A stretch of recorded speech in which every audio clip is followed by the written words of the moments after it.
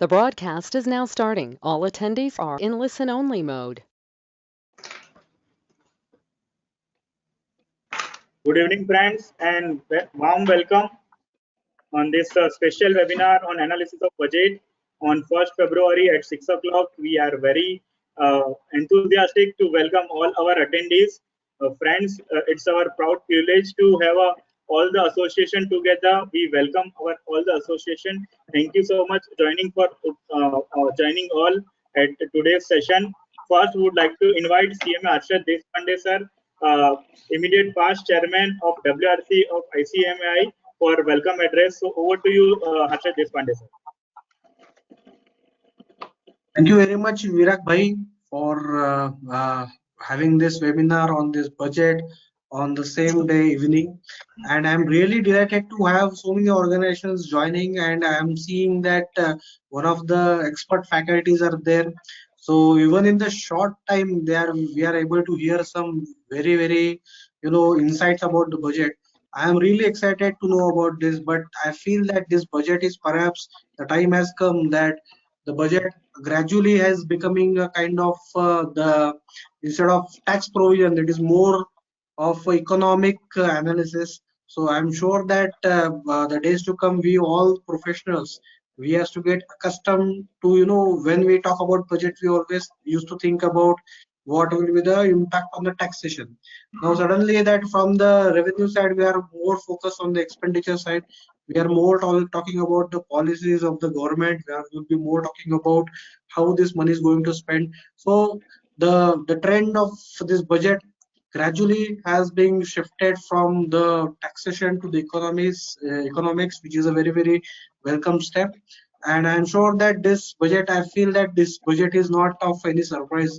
There is nothing, very exciting or breaking news kind of a stuff. But this is how the budget should be: a smooth and gradual changes happening. So this is all about. So I'm really eager to hear from the experts. So thank you very much, all the learned speakers. I'm grateful to you for joining, and also thankful to the participants for gathering in large numbers. Over to you, Virak Bhai. Thank you very much.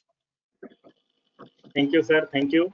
And now I would like to invite Gulab ji, President IT Bar Association Bhopal, for welcome address.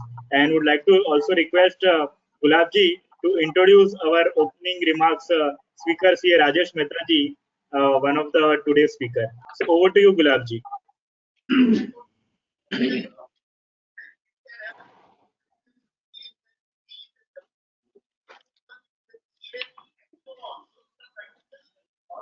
Gulab ji, I think you are on mute. We are not able to listen you, sir.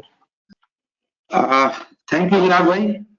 इस budget के seminar में आप सभी का स्वागत करते हुए मुझे हार्दिक खुशी हो रही है। मैं विराट भाई को धन्यवाद देता हूं जिन्होंने मुझे राजेश मेहता जी को इंट्रोड्यूस करने की अपॉर्चुनिटी दी है। वैसे राजेश मेहता जी किसी इंट्रोडक्शन के मोहताज नहीं है, वो वेल नोन पर्सनालिटी है। Rajesh Mehta ji is a practicing chartered accountant since 1996 at Indore. He is renowned direct tax speaker across India on issue of TDS, TCS, capital gain, search and seizure. His article and views on income tax provision are frequently published in Tax Newsletter magazine and online forum.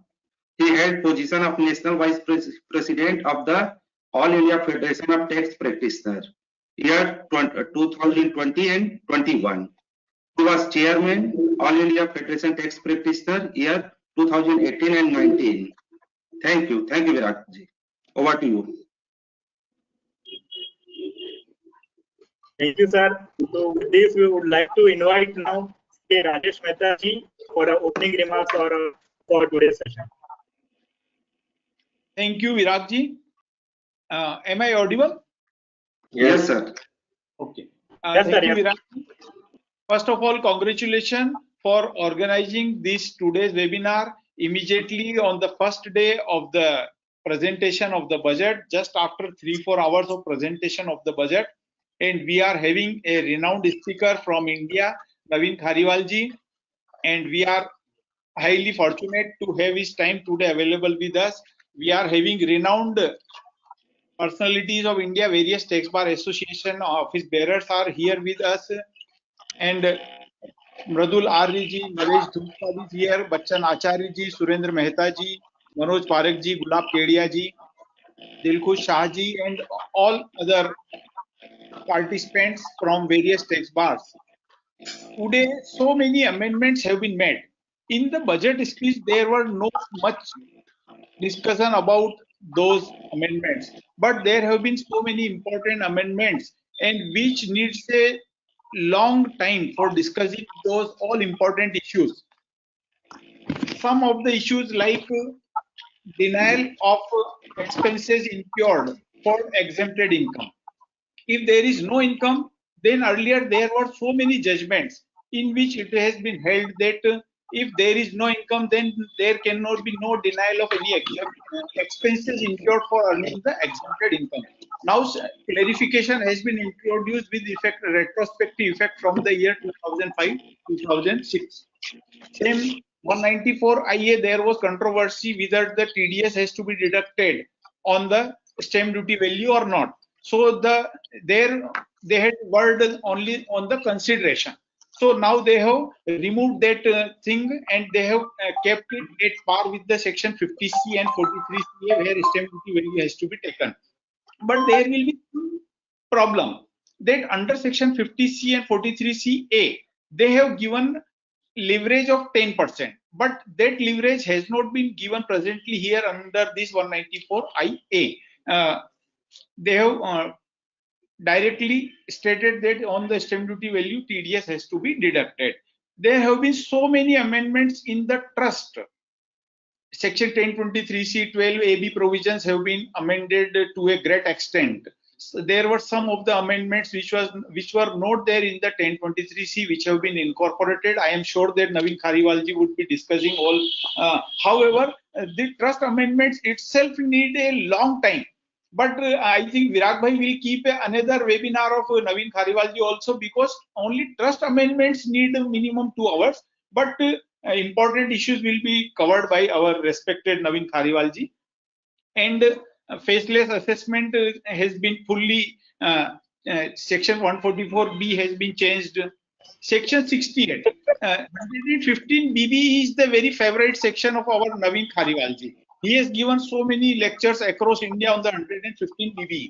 Now in this budget, they have stated that there will not be any set-off of losses out of any income declared during the course of survey, any undisclosed stock found during the course of survey. So this amendment gives us one clue that if any income surrendered or found out of undisclosed income, undisclosed cash during the survey, cannot be covered under 115BB, because they have told that under section 68, 69 and 69B already there is 115BB, and there is under 115BB already they have told that there will not be any set-off of losses.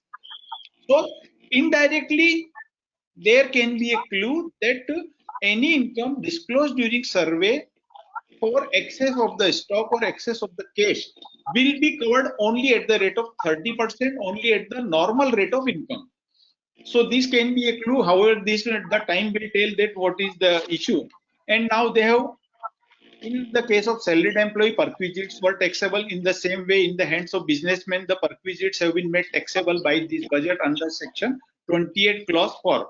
So there have been so many amendments which need a lot of discussion, and we are fortunate enough to have a renowned and very expert speaker of India, Naveen Khariwal ji. So I am thankful to Virag bhai inviting Naveen Khariwal ji on this platform, and all the participants will have very deep benefit of deep discussion by Naveen Khariwal ji. So thank you, Virag ji, and thanks to all the participants. Thank you so much, sir, for your brief opening remarks. We'll also listen to you again at the end of the session during question answer session also. Now would like to request Mradul Arya ji, Tax Law Bar Association Bhopal, to have opening remarks. Mradul ji, please in a brief welcome. जी धन्यवाद विराग जी, सबको बहुत बहुत धन्यवाद। जैसे राजेश मेहता जी ने कहा, क्योंकि जो मंत्री जी वहाँ लोकसभा में बोलते हैं वो तो शायद बिल्कुल बोलते हैं सिनॉप्सिस में 2-4 लाइनें पढ़ देते हैं, बाकी अंदर अंदर क्या है वो तो पढ़ने में पता पड़ता है किताब के अंदर क्या क्या छुपा है। अब मेहता जी ने बहुत अच्छा शायद मतलब फटाफट सब देख भी लिया है कि जो एक एक सेक्शन का उन्होंने बताया कि इन सेक्शन में चेंज हो गए हैं। ये चेंजेस सब हिडन होते हैं जो सामने नहीं आते। पेपर में तो वही छपता है कि बजट में 2.5 लाख का 3 लाख हो गया, कि एटीसी में 1.5 का 2 हो गया। पेपर वालों को उसी में ही मजा है, लेकिन हम लोग को तो सेक्शंस में इंटरेस्ट है कि कहाँ क्या चेंज हुआ और उसको क्या इफेक्ट हमारे ऊपर आने वाला और हमारे क्लाइंट्स के ऊपर आने वाला है। तो वो मैं समझता हूँ कि हमारे जो स्पीकर हैं नवीन जी वो उस पर सब प्रकाश डालेंगे और आगे भी फिर हम लोग और भी करेंगे कि क्या क्या चेंजेस आए, कि हमको तो उसी में ही ज्यादा इंटरेस्ट है। मैं सबका वेलकम करता हूँ और आगे विराग जी टेक आउट करेंगे। धन्यवाद। Thank you so much. हमारे साथ जुड़े हुए गुलाब केडिया जी से, उस समय शायद उनका नाम बोलना भूल गया था मैं, गुलाब केडिया साहब। जी सर, धन्यवाद सर। Next practitioners association Bachchan Acharya ji, joint secretary, we welcome you sir. We also would like to say Bachchan Acharya जी, आप कुछ वेलकम करना चाहेंगे सर? बच्चन आचार्य जी, सभी का मैं स्वागत करता हूं। क्या आप सुन पा रहे हैं? जी सुन पा रहे हैं? जी जी जी सर, आपकी आवाज आ रही है। जी, सभी का स्वागत करता हूं और आज हमें बहुत सी बातें बजट को लेकर के समझ में आएंगी। मैं आपको वापस दे दूं Virag ji. Thank you so much sir. Manoj Parekh ji secretary को मैं वेलकम करता हूँ, रिकॉग्नाइज करता हूँ उनका प्रेजेंस। और अभी हम जा रहे हैं सी दिलसुख जी शाह के पास, secretary Terapanth professional forum Mumbai. Sir would like to invite you, आप सभी का स्वागत करें और मैं आपको रिक्वेस्ट करूंगा कि आप हमारे आज के गेस्ट सी सुरेंद्र मेहता जी को भी वेलकम करें, उनका इंट्रोडक्शन करें। Over to. Thank you Virat ji. Am I audible, Virat ji? हाँ जी, हाँ जी। Yes, sir. So, good evening and welcome to all. Respected our today's main speaker, Sri Naveen ji Khariwal ji. Sir, अभी budget का programme है तो नवीन जी just एक बताना चाहूंगा कि मेरे पास 5-10 फ्लायर अलग अलग ऑर्गेनाइजेशन से आए हैं, उसमें से 4 फ्लायर में तो आपका नाम है। 4 तारीख, 6 तारीख, 8 तारीख, आपका हर जगह नाम ही नाम है, जहाँ देख रहे हैं नवीन जी है। So our today's speaker Sri Naveen ji, Sri Surendra ji Mehta, National Secretary IBJ, Sri Rajesh ji Mehta, Sri Naresh Dhoot, CA Virag bhai, and the dignitaries of all organizations. Very good evening and warm welcome to this full-packed budget analysis seminar, because this is first time that we are holding this seminar on the same day. Last year with Vedjan sir we had a seminar on the next day, but Virag bhai is day by day progressing, and I think next time he will organize parallel with the budget only this seminar. So not taking much time and just directly coming to the task given to me. Surendra ji Mehta is not a new name for us, as we all know. If Mumbai, if there is any jewelry seminar, then there is a fair chance that 90% you will find Surendra ji Mehta's name in that flyer. Yes, so that is the thing. So that tells all about him. He has been appointed as being a chartered accountant. He has been appointed as a national secretary of 101-year-old Association of India Bullion and Jewelers Association since 2012.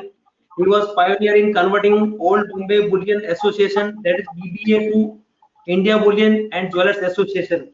He has in-depth knowledge of gold ecosystem and has delivered more than 500 lectures on gold policy, GST, hallmarking, bullion exchanges, etc. He is one of the key person for giving the idea about gold monetization scheme and SGB scheme. He is an on-product advisory committee of MCX, NSC, BSC. He represents Government of India on behalf of IBJ for all national issue related to gold. He was key person to get IBJ gold benchmark rated approved with RBI and Ministry of Finance. Currently, no bank can lend money against gold jewelry except on IBJ rates as per various notification of RBI. Further, as per Government of Gazette notification of Ministry of Finance, SGB bond can be issued and redeemed at IBJ rates. He regularly features on various media channels to give his candid views on gold. He quotes and writes up in print media are most awaited in jewelry industries. He is said to be a master in interpretation of law related to gold industry. He is also steering committee of World Gold Council for setting up bullion exchange and bullion bank. IBJ has set up its offices in 31 states under his able leadership. He is considered to be expert in forecasting gold spot market. He is also part of gold standard set up by different exchanges. He is key person in implementing OECD guidelines by gold industry. So that's all about our own Surendraji Mehta that we have. I have heard him so many times on TV channels and what to say. So thank you, sir. Welcome you once again. Over to Viraj ji.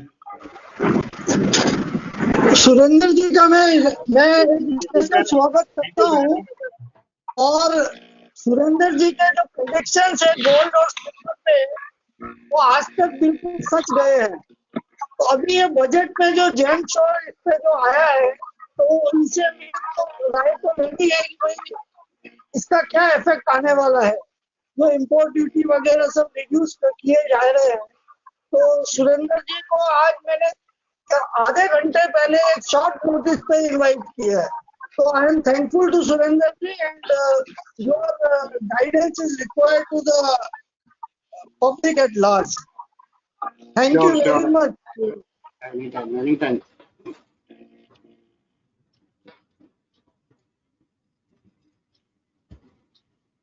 Surendra sir would like to request you to deliver your keynote address, sir.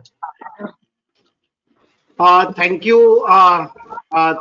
Naveen ji, thank you, Naresh ji, Acharya Bachchan Acharya ji, Virag bhai, Manoj Parekh ji, Karthik ji, Gulab Kedia ji, Rupesh Jain ji, Samir Chaudhary ji, thank you so much.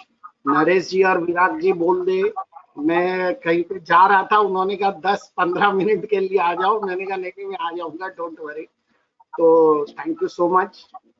देखिए ये budget में जो मैंने देखा है और जो मैं regularly finance ministry, commerce ministry, SEBI ये सबसे मैं डील करता रहता हूँ, तो मैं आपको ओवरऑल पर्सपेक्टिव बताता हूँ इस बजट का। जो मेरे लिहाज से जो सबसे इम्पोर्टेंट चीज इस बजट में है वो हमें एक चीज ध्यान रखनी है कि क्रिप्टो करेंसी को सरकार ने इनडायरेक्टली मान्यता दी और आरबीआई खुद एक डिजिटल करेंसी लाने वाला है।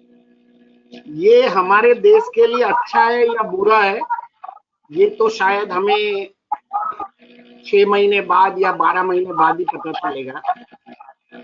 लेकिन अमेरिका में ये जो क्रिप्टो करेंसी, तो पूरे वर्ल्ड में क्रिप्टो करेंसी चली, तो इस क्रिप्टो करेंसी की वजह से आज आप अमेरिका में जाएंगे, आप लोगों का भी बहुत कनेक्शन होगा लोगों से अमेरिका में।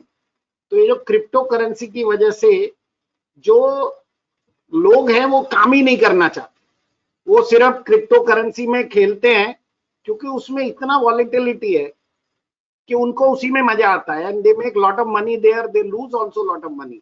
और अमेरिका में तो क्या है, आपने पैसा खो दिया तो आपको अनएम्प्लॉयमेंट बेनिफिट मिल जाता है और आपने पैसा कमा लिया तो आपको जो टैक्स है वो दे दीजिए। तो ये स्टेप क्यों उठाया गया है हमारे देश में इसकी, जबकि आप पिछले 1-2 महीने तक सुने, हम यही सुन रहे थे कि क्रिप्टो करेंसी को बैन कर दिया जाएगा, बैन कर दिया जाएगा, लेकिन बैन करने की जगह पे उसको लीगलाइज्ड कर दिया कि आप टैक्स भर दीजिए, 30% टैक्स दे दीजिए। टैक्स भरवाना एक तरह से लीगलाइज्ड करना ही है।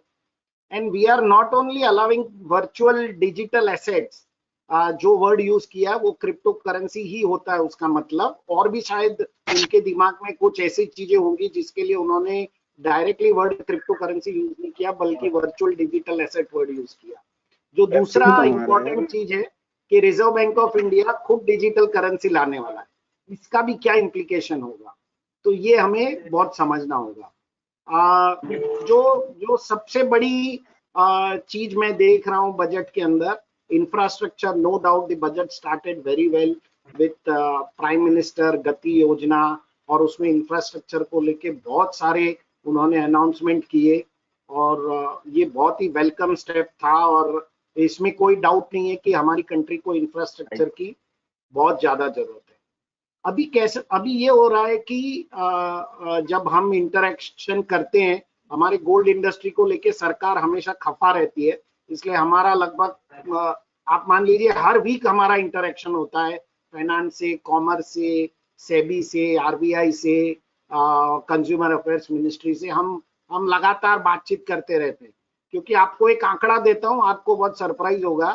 पिछले एक साल में भारत ने 1050 टन गोल्ड इंपोर्ट किया है, which is equivalent to 56 USD billion dollars.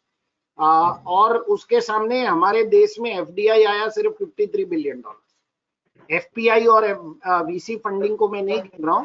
तो जितना एफडीआई आता है उतना हम गोल्ड मंगा के खा चुके हैं, साफ कर चुके हैं। तो हमारा कोई पैसा बचता नहीं है, इसलिए सरकार हमसे रेगुलरली खफा रहती है कि भाई आप लोग कुछ कीजिए, लेकिन कुछ होता नहीं है, क्योंकि गोल्ड एक पैशन है। लेकिन ये क्रिप्टो करेंसी आने के बाद मुझे ऐसा लगता है कि गोल्ड की डिमांड कम से कम 1050 टन में से मुझे लगता है मिनिमम से मिनिमम ये डिमांड 100 टन तक तो फर्स्ट ईयर इटसेल्फ में ड्रॉप। क्योंकि हमने तो लास्ट 2 साल में ये देखा था कि जो यंग जनरेशन थी वो कोविड के बाद में थोड़ा थोड़ा गोल्ड में इंटरेस्ट लेने लगी थी, लेकिन ये क्रिप्टो करेंसी आने के बाद डेफिनेटली वो गोल्ड में इंटरेस्ट नहीं लेने वाले। और आपको ये भी बता दूं, ये बॉन्ड मार्केट वगैरह सब बहुत बड़ा हिट होगा, क्योंकि हर आदमी ये चाहेगा कि अरे 30% टैक्स, मुझे 1000 रुपया मिल रहा है तो 300 सरकार को भी दे दूंगा, कोई दिक्कत नहीं है। वहां तो 1000 क्या लाखों रुपया मिलता है, और लाखों डूबता भी है। और डूबेगा तो सेट ऑफ होने वाला नहीं है, कोई बात नहीं, सेट ऑफ नहीं होगा, लेकिन बिकॉज दैट क्रिप्टो करेंसी में इतना रिस्क वो लेके उतना रिवॉर्ड भी है। तो आप जब रिस्क रिवॉर्ड करने के लिए कोई कोशिश करता है तो वो निफ्टी क्यों लेगा, वो क्रिप्टो करेंसी लेगा। वो किसी छोटे स्टॉक को क्यों लेगा, वो क्रिप्टो करेंसी लेगा। तो मैं बहुत सरप्राइज हो गया था। एक तरफ सरकार कहती है बुलियन एक्सचेंज शुरू कीजिए, और जो 1 ग्राम सोना है वो भी एक्सचेंज के थ्रू मिलना चाहिए, और दूसरी तरफ आप एक ऐसे एसेट क्लास को प्रमोट करना चाहते हैं जिसमें पीछे एसेट है ही नहीं। There is no asset. Crypto currency is not backed by any asset, it is done only on the mining which is done on the computer, puzzles and all those thing. तो आप लोगों को खैर पता ही होगा। वैसे बजट में अभी आजकल हमें एक्सपेक्टेशन था, जो मुझे एक्सपेक्टेशन था वैसा ही हुआ। GST is going to be the main feature henceforth, क्योंकि GST में इतना कलेक्शन आ रहा है, और GST में चोरी पकड़ना बहुत आसान है, जबकि ये जो दूसरे डायरेक्ट टैक्स के मेथड्स है उसमें चोरी नहीं पकड़ी जा सकती है, बहुत डिफिकल्ट होती है। तो सरकार का जो एंटायर फोकस है वो GST पे है। GST जो अभी 1,40,000 करोड़ आ रहा है, इनका ये टारगेट है कि धीरे धीरे इसको अगले 4-5 साल में इसको 2.5 लाख करोड़ तक लेके जाए। ये जब हम उनसे अनऑफिशियली बात करते हैं तो हमें कहते हैं, क्योंकि उनका आप रूरल इकोनॉमी को टैक्स नहीं कर सकते, लेकिन उनके GST कैसा है, एक बार आप खर्चा करेंगे तो आप कुछ ना कुछ तो सरकार को देने ही वाले, आप GST तो दे ही रहे। एक फार्मर भी है, वो कुछ नहीं देगा तो GST तो पक्का देगा। तो ये कुछ इंपॉर्टेंट चीजें हैं। बाकी डायरेक्ट टैक्स के एक्सपर्ट यहाँ पर बैठे हुए हैं, मैं कुछ कहना नहीं चाहता। गोल्ड में उन्होंने कोई चेंज किया नहीं है। कट एंड पॉलिश डायमंड पे ड्यूटी उन्होंने घटा के 7.5% से 5% कर दी है, बट उसका सिर्फ एक्सपोर्ट मार्केट ही था, तो वो सिर्फ एक आई वॉश होता है। जैसे मैं आपको बताऊं, उन्होंने रोडियम पे ड्यूटी 12.5% से 2.5% कर दी। अरे रोडियम 5 करोड़ रुपए किलो है, और रोडियम 2 ग्राम रोडियम से कम 20 किलो ज्वेलरी की पॉलिशिंग हो जाती है, तो उसका इतना कंजम्पशन नहीं होता है, तो इट डज नॉट अफेक्ट। हाँ, कुछ कार मैन्युफैक्चरिंग कंपनियां रोडियम को जरूर यूज करती हैं। कुछ SEZ पॉलिसी में चेंज करने वाले हैं। वो चेंज इसलिए करना पड़ेगा क्योंकि जो अहमदाबाद में गिफ्ट सिटी है, गिफ्ट सिटी में जो इंटरनेशनल बुलियन एक्सचेंज आ रहे हैं, तो उनको पूरे कानून बदलने हैं। सेबी ने मुझे अपॉइंट किया था, ये कानून बदलने के लिए क्या क्या हमें करना पड़ेगा, उसमें बहुत सारे GST में अमेंडमेंट करने पड़ेंगे, बहुत कुछ हो रहा है, इसीलिए पूरी SEZ पॉलिसी को पूरा चेंज किया जाएगा। साथ ही हमने कहा था कि हमें जो गिफ्ट सिटी में इंटरनेशनल आर्बिट्रेशन सेंटर चाहिए, तो वो भी उन्होंने मान लिया है, इंटरनेशनल आर्बिट्रेशन सेंटर वो बना रहे। एक डायरेक्ट टैक्स में मैं एक जो मैं बार मेरी जब भी बात होती है तो मैंने कहा, लेकिन सरकार बिल्कुल उसको ध्यान नहीं देती। TDS और TCS section 206C 1H and 194Q, मेरा मानना ऐसा है कि सेक्शन 206 ज्यादा बेटर था, आप 2061H ज्यादा बेटर था, 194Q सेक्शन सही नहीं है। जैसे मान लीजिए कि आज HPCL या BPCL जैसे पेट्रोल पंप है, वो जब लाखों पेट्रोल पंप को माल सप्लाई करते हैं, तो वो HPCL BPCL वो TCS कलेक्ट कर सकता था, तो एक सिंगल एंटिटी TCS कलेक्ट कर सकती थी, उसकी जगह उन्होंने 1 लाख एंटिटी को TDS काटने के लिए लगा दिया। So this is I think मैं नहीं मानता कि ये चीज सही है। ये अनवांटेड टैक्स कंप्लायंस को बढ़ाना है, क्योंकि पेट्रोल पंप आपके कंट्रोल में ही है। जब आपकी गवर्नमेंट के ही सप्लाइंग एजेंसियों के पंप है, तो वो क्या कंट्रोल में नहीं है? उसी तरह हमारे बुलियन में भी है, 4 लाख ज्वेलर्स को TDS डिडक्ट करने के लिए लगा दिया, जबकि बैंक की गोल्ड इंपोर्ट करके, अरे बैंक की TCS कलेक्ट कर ले तो दिक्कत ही क्या है? तो मुझे पता नहीं ये कौन इस तरह की पॉलिसी बनाता है। अल्टीमेटली दोनों के टैक्स रेट 1% है, दोनों में कुछ फर्क नहीं पड़ता, दोनों में आपको TCS और TDS का इनकम टैक्स रिटर्न में डिडक्शन मिलता है। I don't understand how does it make a difference. there are lot of things which you would like to hear from the other panelists. मेरा जो थैंक यू वेरी मच विराग भाई, नरेश भाई, आपने मुझे बुलाया और मुझे ये मौका दिया और आप सबसे मिलने का मुझे मौका मिला। Thank you very much. But I am definitely concern with crypto currency thing, और हम सब एक एज पे है जहां पर हमें अपने बच्चों का ध्यान रखना पड़ेगा कि हम क्या उन लोगों को इस तरह से क्रिप्टो करेंसी में इन्वेस्ट, मैं ये तो नहीं कह सकता कि इन्वेस्ट करने दे, लेकिन हमें ये देखना होगा कि क्या हम उनको इस चीज की लत डाले जिस चीज में अंडरलाइन कमोडिटी है ही नहीं। Thank you very much. Thank you so much, sir, for your wonderful keynote address, and very relevant that we should not adopt the culture that affect our young Indians. So we should definitely take care of all this aspect.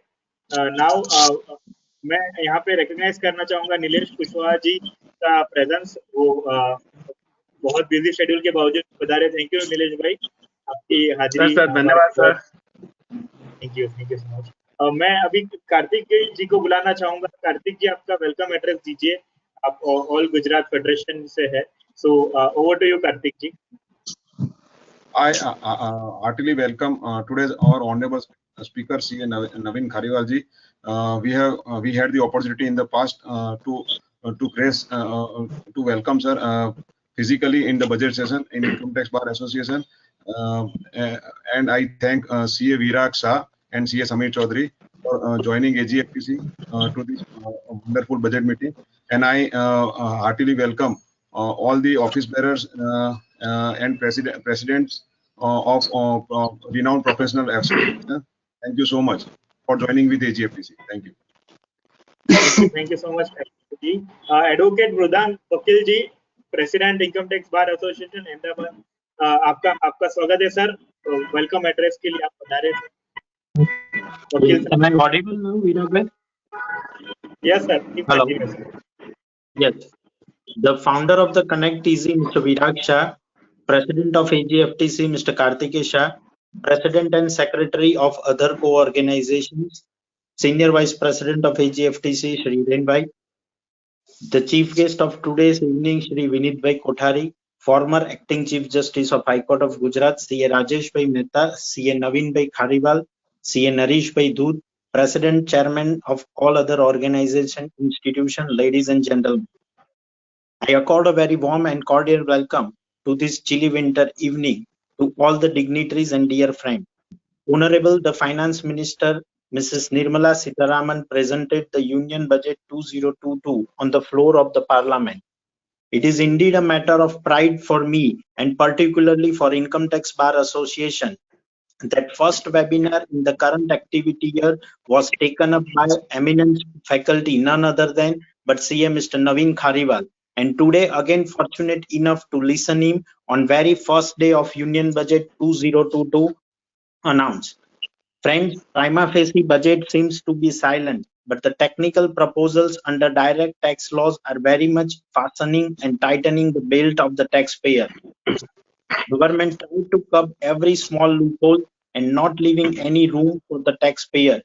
If you look at the budget proposals regarding Section 40 AI, Section 43B, Section 68, Section 194 IA, Section 148, I am sure Naveen Bhai will completely in agreement with me, and he will analyze, elaborate, and discuss the pros and cons of the every budget proposal.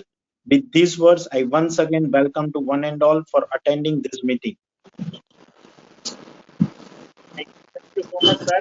And now I would like to invite the CA Samir Bhai for introduction of our today's main speaker. We all are waiting for him, CA Naveen Khariwal ji. So would like to request Samir ji to introduce Naveen ji. Naveen sir, we are not able to see you, sir. Please on your webcam, sir. Naveen sir.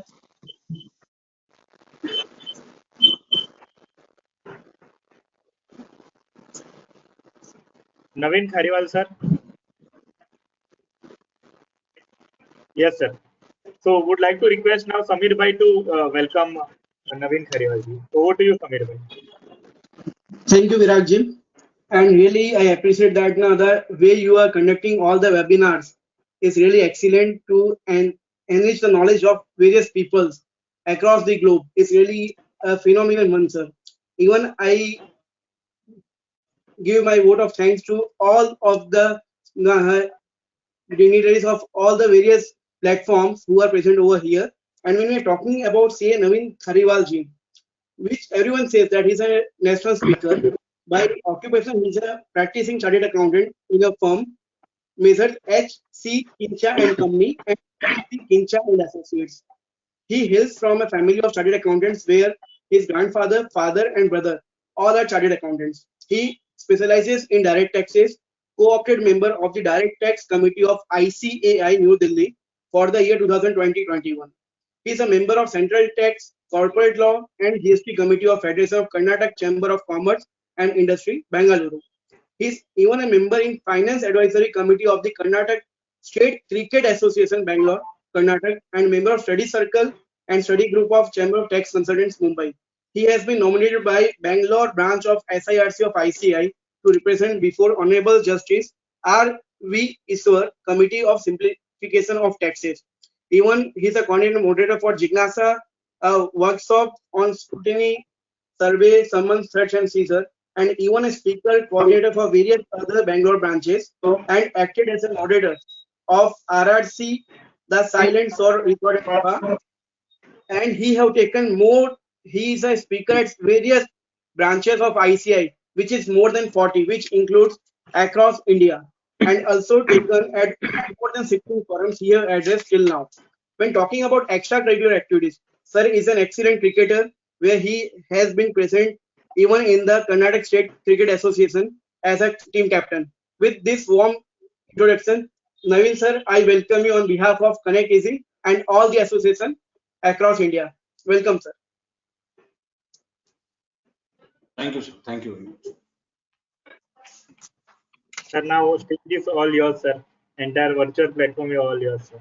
All are waiting for you, sir. Thank you very much. CA Dilkush Shah ji, Secretary TP of Mumbai, Surendra Mehta ji, Naresh Dhoot ji, Bachchan Acharya ji, Joint Secretary of Bhopal Tax Practioners Association, Manoj Parak ji, Secretary, Tax Law Bar Association, Kartikeya Shah ji, Rupesh Jain ji, Nilesh Kushwaha ji, Mridul Arya ji, Samir Chaudhary ji, Gulab Kedia ji, and Virat Shah ji, the founder, Connect Easy, and my good friend Rajesh Mehta from Indore. I hope I have not missed anybody else's name, sir. Kindly forgive me if at all I have missed, if they have gone away from the screen.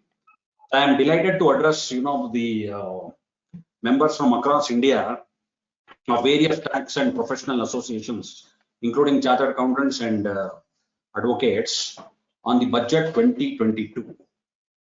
Let me tell you, my dear friends, at the outset, Madam did not take more than 15 to 20 minutes for all the income tax proposals. But when you read the fine print, you have the fine print with me. There are around about 84 amendments in Income Tax Act. There are 84 amendments, I'm telling you.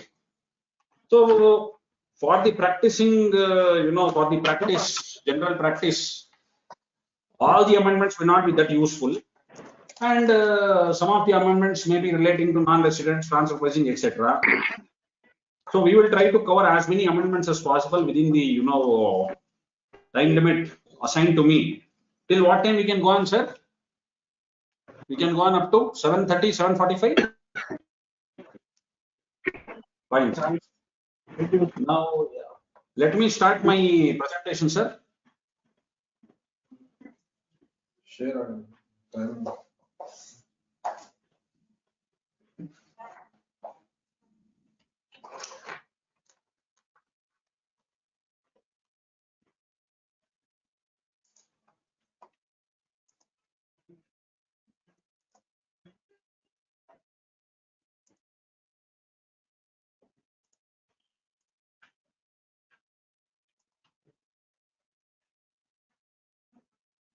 They have to allow. Huh?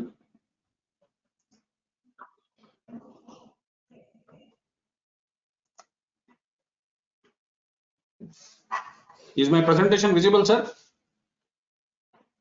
Yes, Yes, sir. yes. Yes, sir. Yeah. Okay.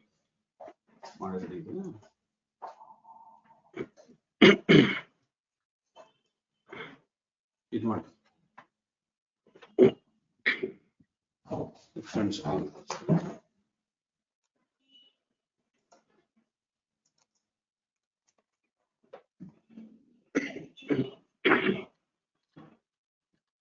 Yes, sir. Now we will go as per the memorandum, so that explanation will also be, we will try to explain the facts of the case. Now, this is a very good section, sir. Very good amendment is made, and new section is inserted in 139(8)(a).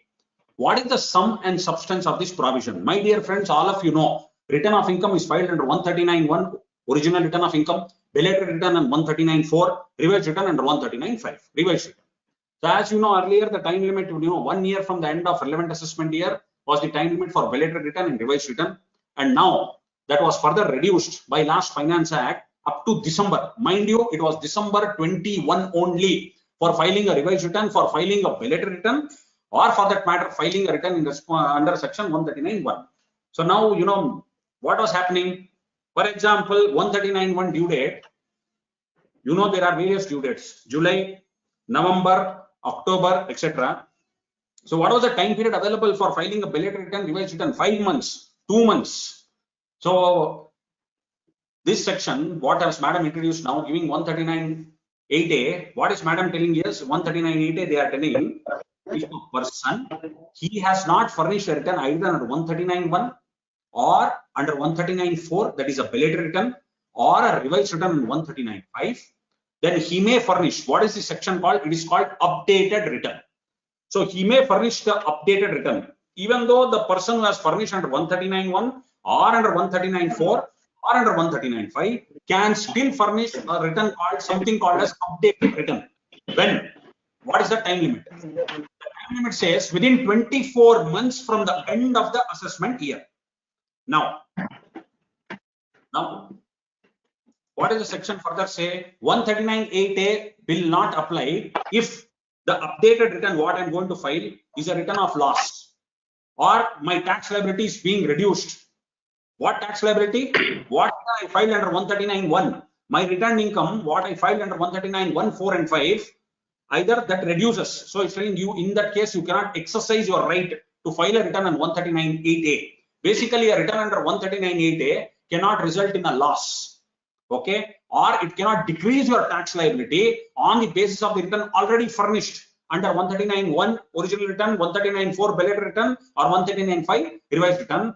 Moreover, it also cannot result in a refund, or it cannot increase the refund basically due on the basis of the return filed under the 3 sections. Fair enough. Now,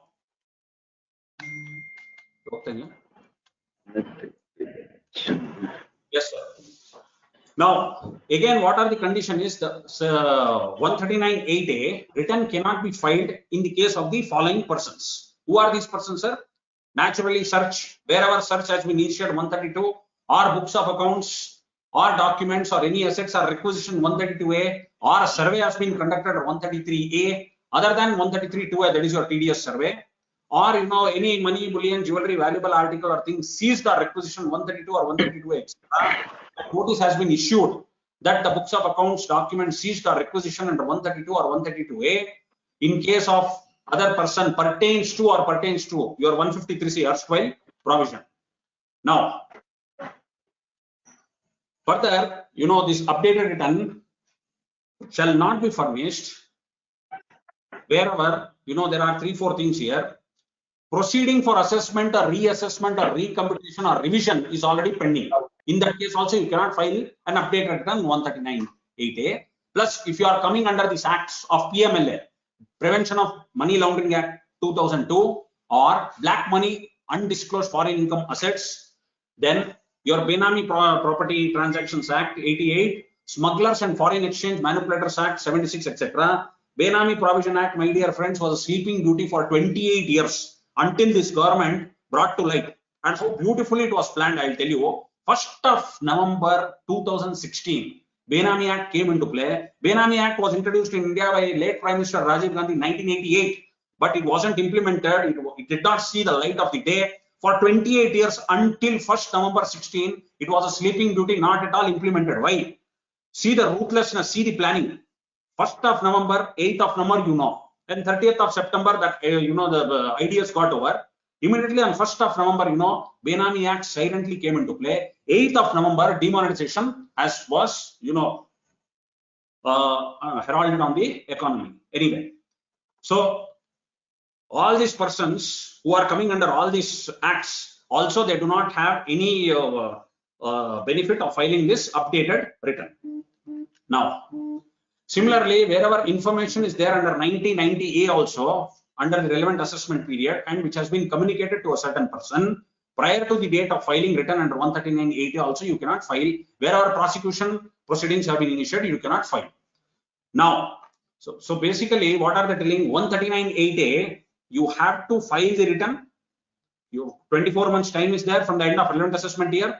Declare, your income, pay the tax, and now when you pay the tax, that tax should be paid under 140 capital B. All of you know self-assessed tax under 140A. Now this is for updated return. It is under 140 subsection B. And mind you, you cannot upload the return without paying the tax, else it becomes a defective return under 139 within bracket 9. Now we move on further. Accordingly, there are amendments made in 139(9) and your 234 ABC returns, etc. Now, the point to be noted, my dear friends, is how to calculate the additional tax payable. The law is giving you a time to file an updated return. Time limit is, your 24 months, but there is a, a bar here. What it says, additional tax payable at the time of furnishing the return shall be equal to 25% of aggregate of tax and interest payable. You are paying your normal tax, but because it is an updated return, and you are getting additional time, law is telling, please pay additional tax. So how much is the additional tax? It is 25% of aggregate of tax and interest payable. What is the time limit? If such return is furnished before the completion of period of 12 months from the end of relevant assessment year. However, if the return is furnished after expiry of 12 months, but before completion of 24 months, outer time limit, my dear friends, is 24 months. So if you were to furnish the return of income after 12 months, but before 24 months from the end of relevant assessment year, the additional tax payable shall be 50% of the aggregate of tax and interest payable. So this is the, entire provision. And that additional income tax will also include surcharge and cess by whatever name called. Now,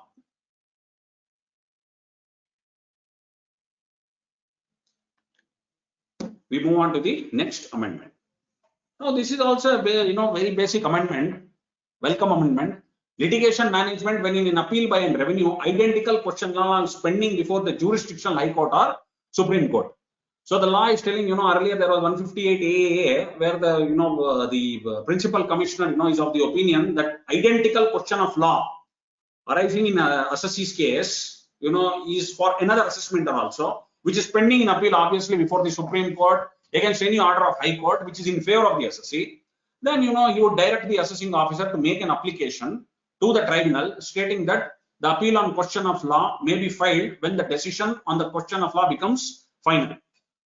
So now, what is the amendment made now here? They are telling now when an appeal by revenue is pending on an identical question of law, now new section 158AB is inserted in the act to provide that where the collegium, what is the collegium now? Collegium is, it is defined here. It means 2 or more chief commissioners or principal commissioners or commissioners of income tax. So the collegium now is of the opinion that if you see here 158AB, question of law arising in the case of an assessee for relevant assessment year, same thing, identical with question of law already raised in his case, or in the case of any other assessee for an assessment year, which is pending before the jurisdictional High Court or Supreme Court, or in SLP under 136 of the Constitution, then they may decide and intimate the commissioner or principal commissioner not to file any appeal at this stage, because the litigation can be avoided, provided then we adhere to the final decision of the Supreme Court. Now, we move further. Now, this clarification regarding treatment of cess and surcharge, many of the high courts, they have allowed this cess and surcharge allowable deduction under 37(1) of the Act. Now, the law has been made clear. Now, the law has been made clear, and we were claiming the deduction based on Bombay High Court in case of Sesa Goa, etc., and also Rajasthan High Court in Chambal Fertilizers and Chemicals Limited. Now, what the law is telling, nothing doing, it will not be allowed, and this was not the intention of the law at all, and henceforth the cess will not be allowed. So if you see here, yes, from the above discussion, it may be seen that interpretations of 2 high courts, various ITATs are against the intention of legislature. They are not in line with the judgment of Supreme Court. Hence, in order to make the intention of legislature clear and to make it free from any misinterpretation, it is now proposed to include an explanation retrospectively in the Act itself to clarify, for the purposes of the subclass, term tax includes and shall be deemed to have always included surcharge or cess by whatever name called. Amendment is made retrospectively to make clear the position irrespective of the circular of CBDT. And this is from assessment year 5-6, as our learned speaker Rajesh Mehta also told at the beginning. Now, this is again very important amendment, my dear friends. This is regarding the business reorganization, chapter 15, liability in certain special cases, 170, where we are telling the company has merged or amalgamated, or the assessee is deceased, and you have issued notice in name of an assessee who do not exist. So what the law is telling now? So here, what are they telling? It has been noted that in the case of, this is in case of post such reorganization, affairs of the successor entity go through a complete change with effect from date from which reorganization takes place. However, due to the indefinite timeline involved in issuing such orders, there is a gap between effectivity of such order and the date on which such order is issued by competent authority. This will also affect the final accounts of the entities, as they are unable to modify their already filed returns in accordance with the reorganization. Hence, in order to remove this anomaly, it is now proposed to insert a new section 170A to enable for the entities going through such business reorganization for filing of modified returns for the period between date of effectivity of the order and date of issuance of final order of the competent authority. Now, basically, this is amendments related to a successor entity subsequent to business reorganization, basically. And here, if you see here, 170 provides for assessment in cases of succession otherwise than by death. In practice, once an entity, I gave an example at the beginning, 170 provides for assessment in case of succession otherwise than by death. And once an entity starts the process of reorganization by filing an application with the adjudicating authority or any high court, period of time, the time lag involved in coming to the conclusion with respect to such reorganization, it's a long drawn process and it is not time bound. Therefore, the reorganization is from a preceding date. So during the pendency of the court proceedings, the income tax proceedings and assessments are carried on, often completed on the predecessor entities only.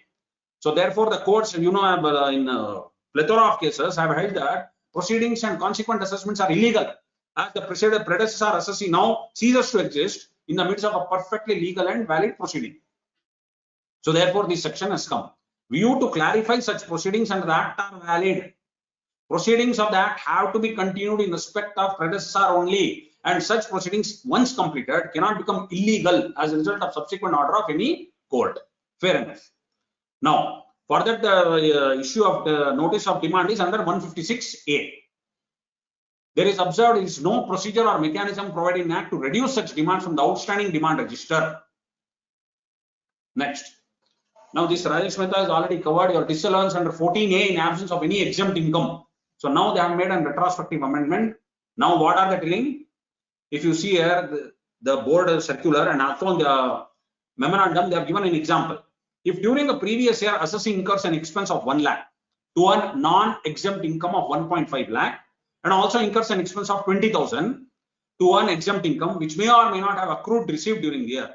By holding that the provisions of 14A do not apply in this year as exempt income was not accrued received during the year, it amounts to holding that 20,000 would be allowed as deduction against non-exempt income of 1.5 lakh, even though this expense was not incurred wholly and exclusively for the purpose of earning non-exempt income. Such an interpretation will defeat the legislative intent of both 14A as well as 37. So now they are telling in order to make the intention of legislature clear and to make it free from misinterpretation, we are now inserting an explanation to 14A to clarify that notwithstanding anything to the contrary contained in this act, provision of the section shall apply whether you have exempt income, whether you don't have exempt income. Deemed to have always applied in a case where exempt income has not accrued or arisen or has not been received relevant to the assessment year and the expenditure has been incurred during said previous year in relation to such exempt income. Now, again they are telling one more amendment, non-obstant clause, no deduction shall be allowed in relation to exempt income, notwithstanding anything to the contrary contained in this act. Now, clarification on allowability of expenditure under section 37. So, you know, all of you, this 37 is for allowability of, non-personal expenditure or other than those under 30 to 36 and only revenue expenditure other than capital expenditure which are laid out and expended wholly and exclusively for the purpose of business or profession. And also the explanation will debar, it says any expenditure incurred by an assessee for any offense or prohibited by law shall not be deemed to have been incurred for the purpose of business or profession and no deduction or allowance will be allowed for such expenses. But this memorandum is giving the explanation telling that certain taxpayers are claiming deductions on expenditure incurred in offering certain benefits or perquisite to a person which are not intended to be allowed under this section, like meeting is expenditure related to travel, hospitality, conference, etc. In these cases, acceptance of such benefit or perquisite by such person is in violation of law or rule or regulation or guidelines governing the conduct of such person. This basically, based on the Indian Medical Council. So Indian Medical Council, what happens by the regulations on 10/12/9 as well as board circular dated 5/2012 dated 1st August 2012 noted that the Indian Medical Council imposes a prohibition on medical practitioner and their professional association from taking any gift, travel facility, hospitality, cash, any monetary grant from pharmaceutical and allied health sector industries. Accordingly, CBDT clarified that the claim of any expense shall be inadmissible. But this disallowance was direct to be made in the hand of such pharmaceutical or allied health sector industries or other associates who provided these benefits. Now, so these circular were challenged before the courts, etc. And then what is this judgment made now? We'll not go through all the judgments. And now coming to the amendment. Yes, sir. In order to make the intention now, again they are telling I want to make the intention of legislation clear. In one stroke of amendments, several laws have beaten the dust now. All Supreme Court judgments, High Court judgments, tribunal judgments have all been consigned to the flames. In order to make intention of the legislature clear, to make it free from misinterpretation, now I am inserting one more explanation to 37(1), telling what? Stating that expression expenditure incurred by an assessee for any purpose which is an offense or which is prohibited by law under Section 1 shall include and always be deemed to have included the expenditure incurred by an assessee for any purpose which is offense under prohibited by any law for timing in India. Now this is the thing. to provide any benefit or perquisite in whatever form to a person, whether or not carrying on a business or exercising profession, and acceptance of such benefit or perquisite by such person is in violation of any law. So it's in violation of Indian Medical Association or profession, etc., or regulation or guidelines as the case may be, for the time being in force governing the conduct of such person, or to compound an offence under any law for the time being in force in India or outside of India. Next. Now 43B. Now, there is an explanation. Next amendments regard to 43B. There are an explanation 3C, 3CA, 3D, which provides that a deduction of any sum being interest payable on loan or borrowing from specified financial institution, NBFC, etc., under clause D, DA, E shall be allowed if the interest has been actually paid, or any interest referred to in clauses has been converted into loan or borrowing or advance shall not be deemed to have been actually paid. Now, so what was happening? What is the loophole, and what is it the loophole being plugged now? Our certain taxpayers are claiming deduction in 43B on account of conversion of interest payable on an existing loan into debenture on the ground that such conversion is a constructive discharge of interest liability and therefore amounted to actual payment, which has been upheld by several courts. Now they're telling not possible. Merely you can't tell that, just because an existing loan I am converting into a debenture, and the courts have held that such conversion is a constructive discharge of interest liability and therefore amounted to actual payment. So this mischief is now curbed. Now the section is clear cut. What the section is telling now, they are now proposing to amend explanation 3C, 3CA, 3D to provide that conversion of interest payable under clause D, clause DA, clause E of 43B into debenture or any other instrument by which liability to pay is deferred to a future date. Please mark the word shall also not be deemed to have been actually paid. Now it is crystal clear. Not deemed to have been actually paid. Now we move further. Yes, sir. This 115 BAB, they have for this manufacturing or extension of last date, one more year has been extended. What was from March 23, now extended to March 24, 115 BAB, which provides an option for concessional rate of taxation at 15% for new domestic manufacturing companies, provided they do not avail any specified incentives or deductions, etc., and they fulfill all other conditions. So that any new domestic manufacturing company registered and set up on or between 1/10/19 till 31st March 23. So that is now extended to one more year, that is 24. Now, similarly, sir, for extension of date of incorporation for eligible startup for exemption, 80IAC, it provides deduction of amount equal to 100% of profits and gains derived from eligible business by an eligible startup for 3 consecutive years out of 10 years, beginning from the year of incorporation. What are the conditions? Subject to the condition total turnover does not exceed 100 crores. And it is in it has a certificate in respect of that eligible business, which is issued by Interministerial Board of Certification and incorporated on or after 1st April 16, but before 1st April 22. So that 1st April 22 has now been extended by 1 year. This is all because of your, the COVID, etc. Because of the COVID pandemic, delays in setting up of such units, and therefore, to factor in such delays and promote such eligible startups, it is now proposed to amend the provisions of 80IAC to extend the period of incorporation of eligible startup to March 23. This is a more welcome amendment, rationalization of provisions of Act to promote growth of cooperative society. So all of 115 JC, AMT, which in case of cooperative societies, the rate is 18.5%. Whereas, by the Taxation Laws Amendment Act 19, MAT rate for companies were reduced to 15%. Now they want to provide parity, level playing field for cooperative society as well as company. And now they are telling even the AMT rate in case of cooperative society, they are now liable to pay income tax at 15%. Next. Now tax incentives to IFSC, for example, GIFT City in Gujarat, Ahmedabad, etc. So a lot of benefits were given to IFSC in order to make it a global hub for financial service sector. Some more benefits are given. Some more, they are giving some more benefits. Some more benefits are extended. Now, we move further. This is a welcome amendment now. So, this NPS, central government employees as well as state government employees. So, what was allowed, sir? Employers' contribution to NPS was, allowed as a deduction in computation of total income if it does not exceed 14% of his salary, where such contribution was made by central government. And limit was 10% of salary, where contribution is made by any other employer. So now this, what has happened now? They have made equal level playing field even for the other employees, other than your central government employees. For them also, the limit of deduction under 80 CCD is extended, is increased from the existing 10% to 14% in respect of contribution made by even state government employees to its employee. Now, this is also a very welcome amendment. Condition of releasing of annuity to a disabled person.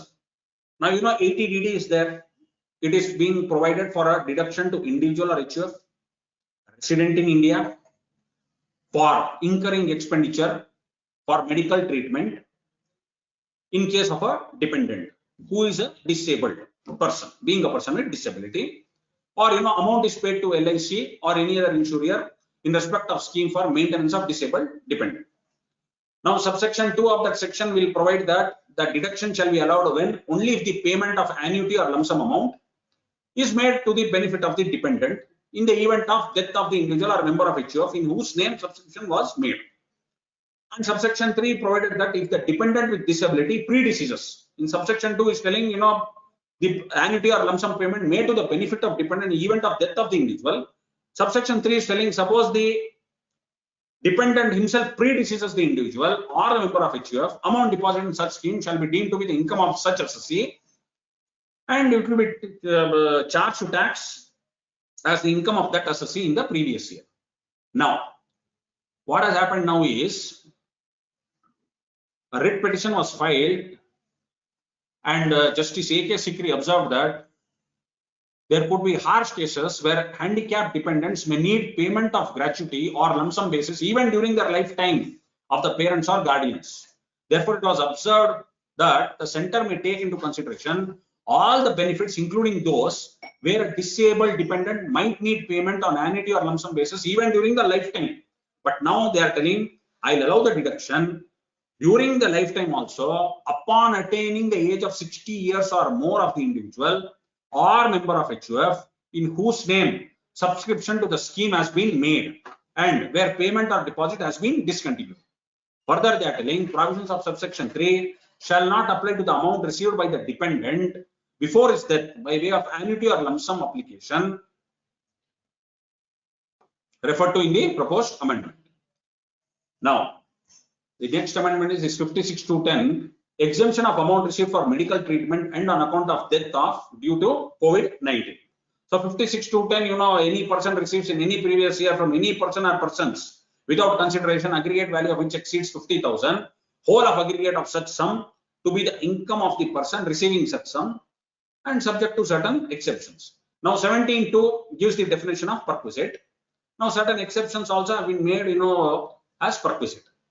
Now the finance minister had released a press statement dated 25th of June 21, wherein it was announced that the income tax shall not be charged on the amount received by a taxpayer for medical treatment. From whom? From the employer or any person for treatment of COVID-19 during financial 19-20 and in the subsequent years. It was further announced that in order to provide relief to the family members of taxpayer, not only the taxpayer, family members of the taxpayer, exemption shall be provided to the ex gratia payment received by family members of the taxpayer from the employer of such person on death of the person on account of COVID-19 during financial 19-20 subsequent years. And also the exemption shall be allowed without any limit for amount received from employer, and other than employer it is limited to 10 lakh rupees. Now, so whatever was given in the press statement has now become a law. That's all.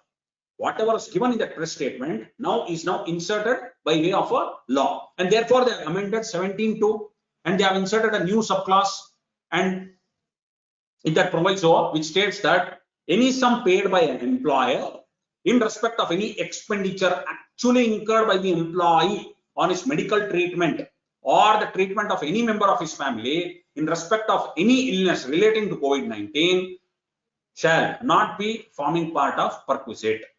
And further, they have amended that proviso to clause 10 of subsection 2 of 56, inserted two new clauses.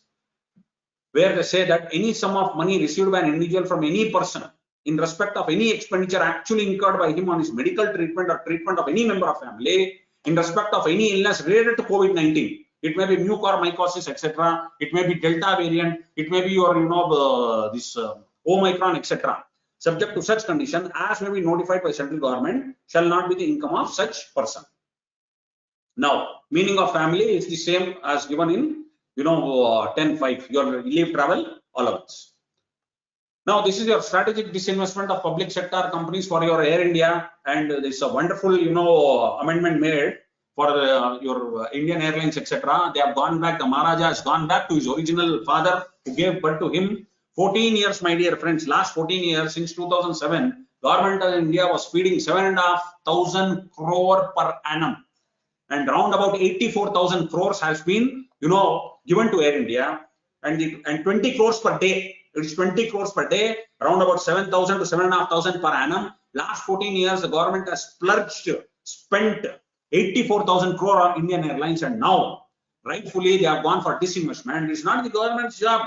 The government job is to provide good roads, water, electricity, infrastructure, employment, etc. You can't tell them to do business. This is not the business. This business has to be done by the businessman, and rightfully it has gone to them now. Anyhow, so this amendment is made only for that, brought forward losses, set off of losses, etc. Disinvestment because of the private company and the subsidiary and the holding company, basically. Next, we move on further, sir. Widening and deepening of tax base, 206 AP and 206 CCA. So last year, if you have not filed the return of income for 2 years, 2 consecutive years, who is a specified person?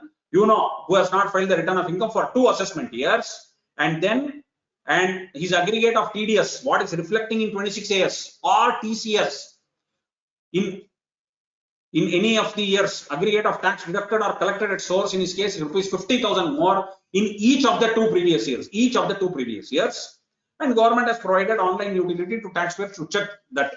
So now what they have done, they have reduced that 2 years to 1 year.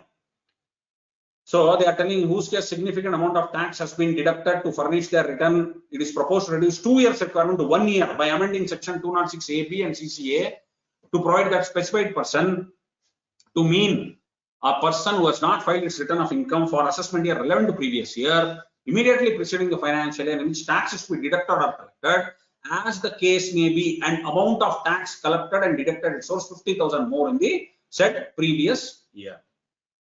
Now, move further. Again, this is also a very, welcome amendment.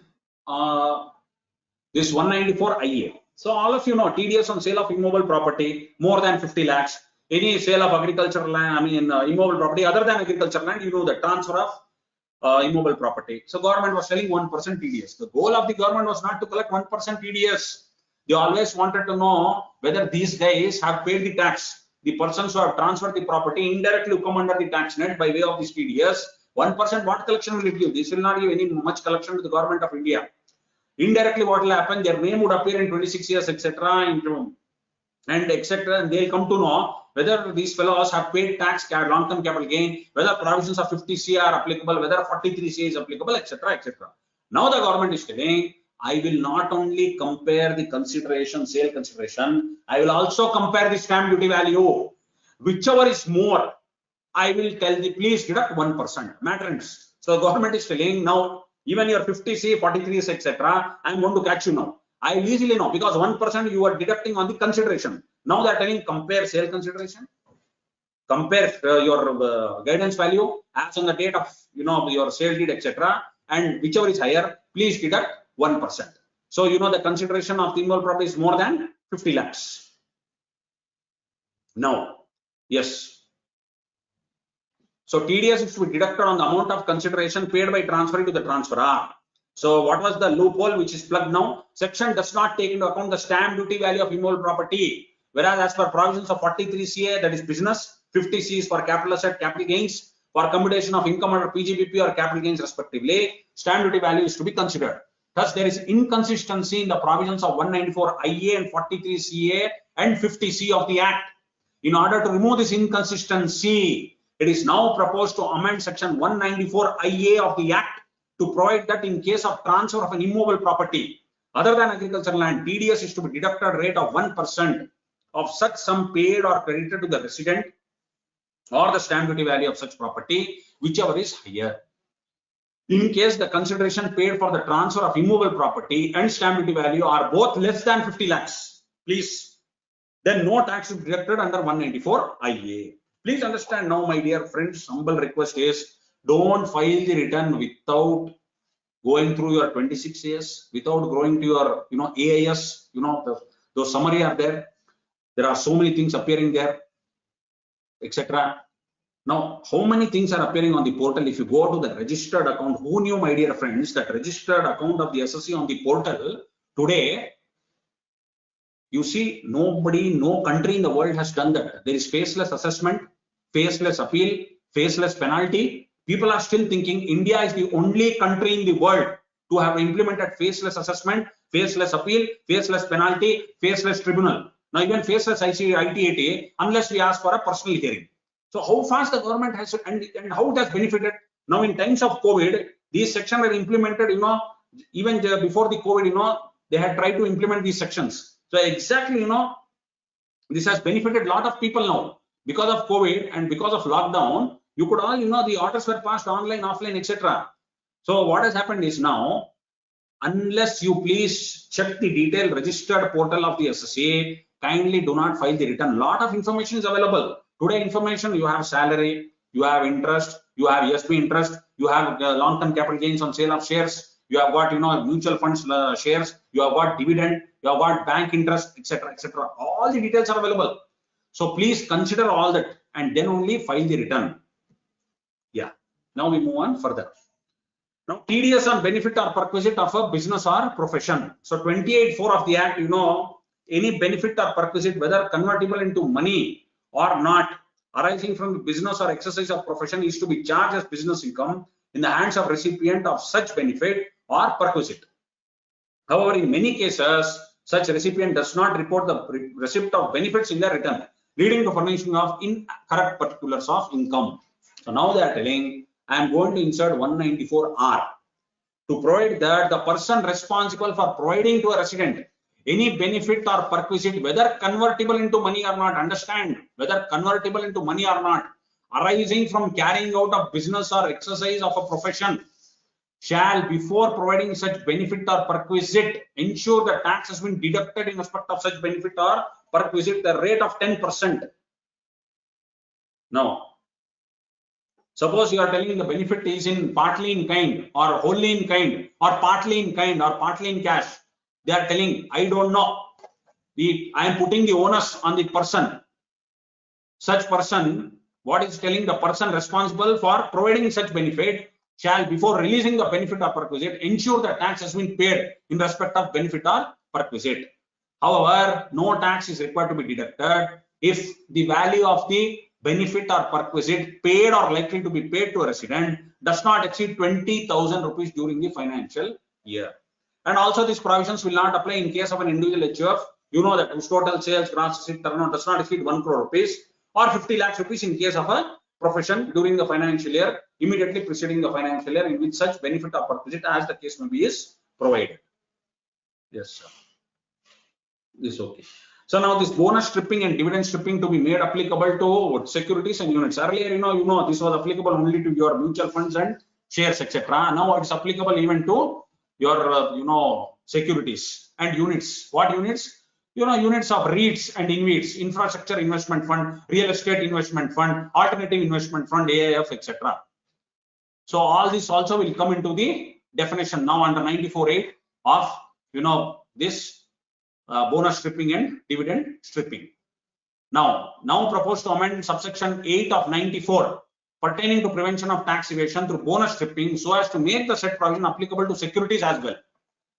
But also proposed to amend the explanation to the said section to modify definition of unit so as to include units of business trust such as I told you, InvIT, REIT, AIF, etc. within the definition of units. Now, very, very important amendment, my dear friends. And also as expected, although the RBI was against, the finance minister, brought about this amendment, and she was, in favor of this amendment about this virtual digital assets. Now, for your information, India has the largest owners of cryptocurrencies in the world. Largest crypto owners are there in India, and I appreciate the finance minister. I appreciate the government of India for having taken this step and making this legally now. What are they telling? All digital assets, all your virtual digital assets.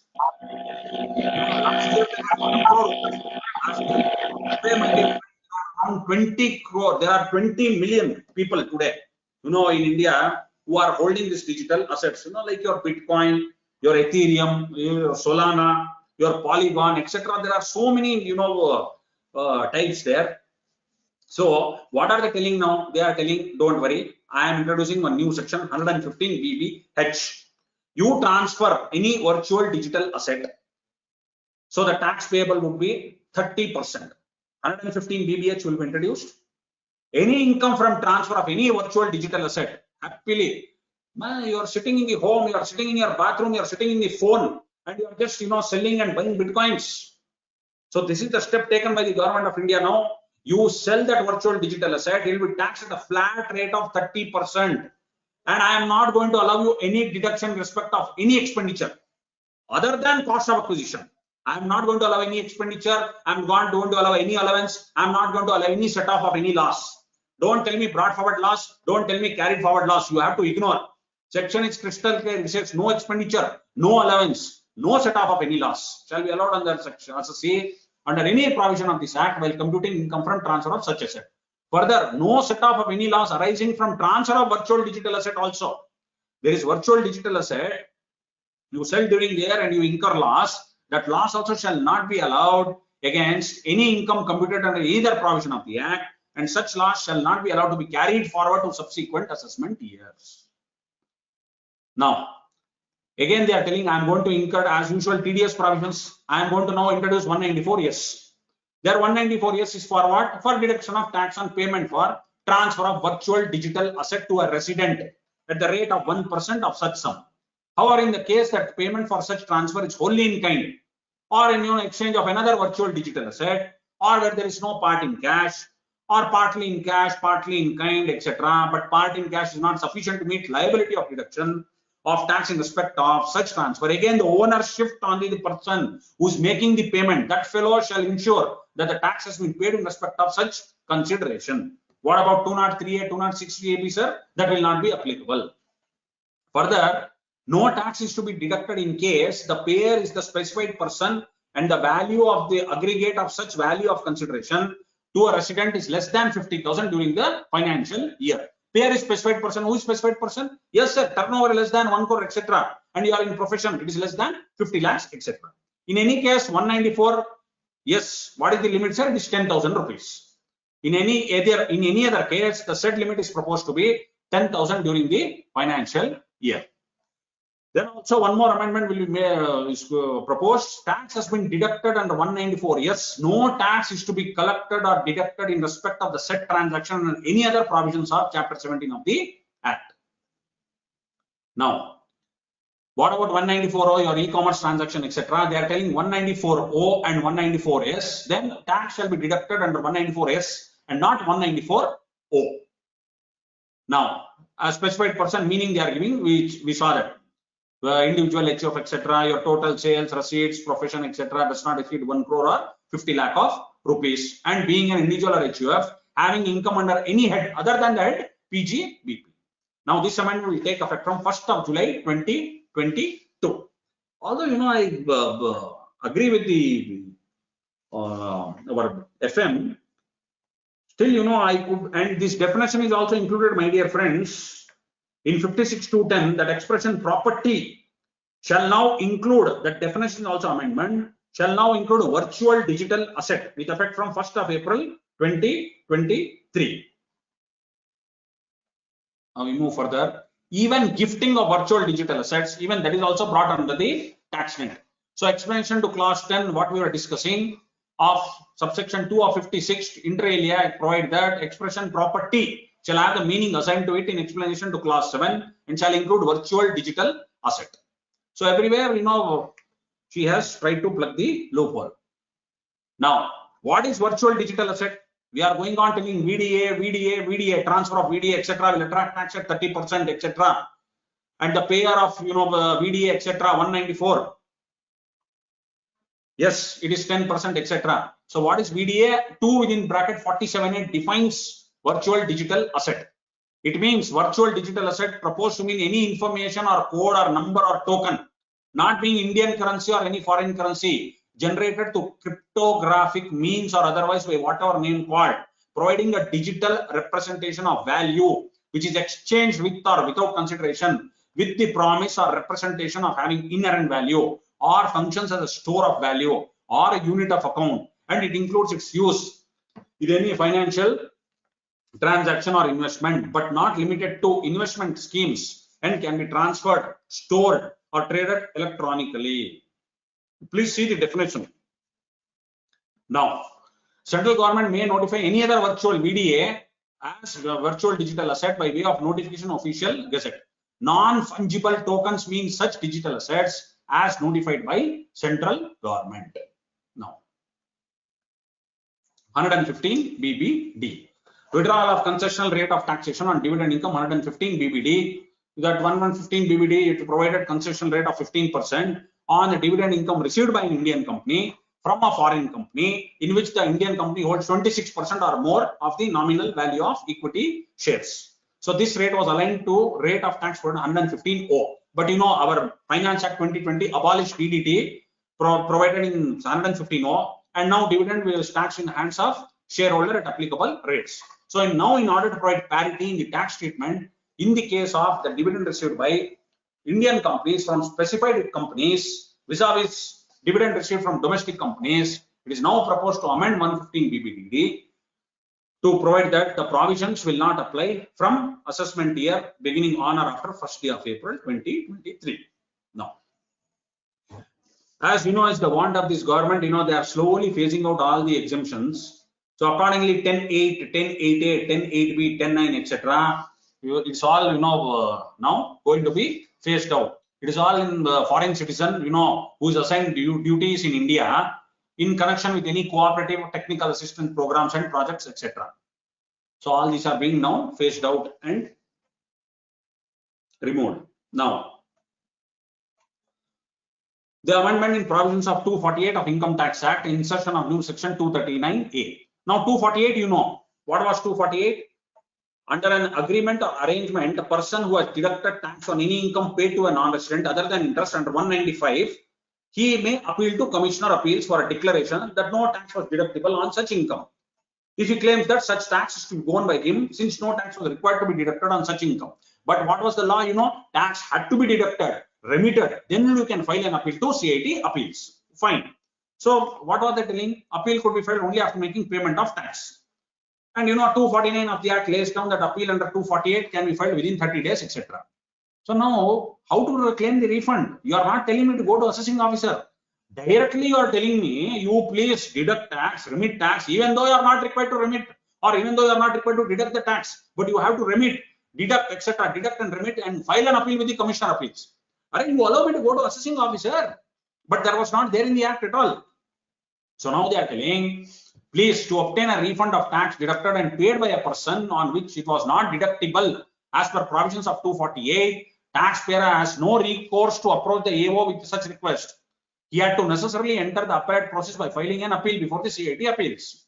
At the same time, agreement or arrangement under which tax has been deducted and paid is not brought on record of AO also or examined by him. So now they are telling, I am introducing new section 239A. Inserted to provide such person who has made the deduction of tax under such an agreement or arrangement and has borne the tax liability when actually no tax deduction was required, he will now be eligible, applicable, and he may file an application for refund of such tax deducted before the assessing officer. He need not go to CIT Appeals. Such a person can, if he is not satisfied with the order of assessing officer, then he is telling you, please go into appeal against the order before the CIT Appeals under 246A of the Act. Accordingly, the provisions of 248 of the Act will not apply in cases where the date of tax payment to the credit of central government is on or after 1/4/2022, and now they have to deduct or remit under 239A after 1st April 2022.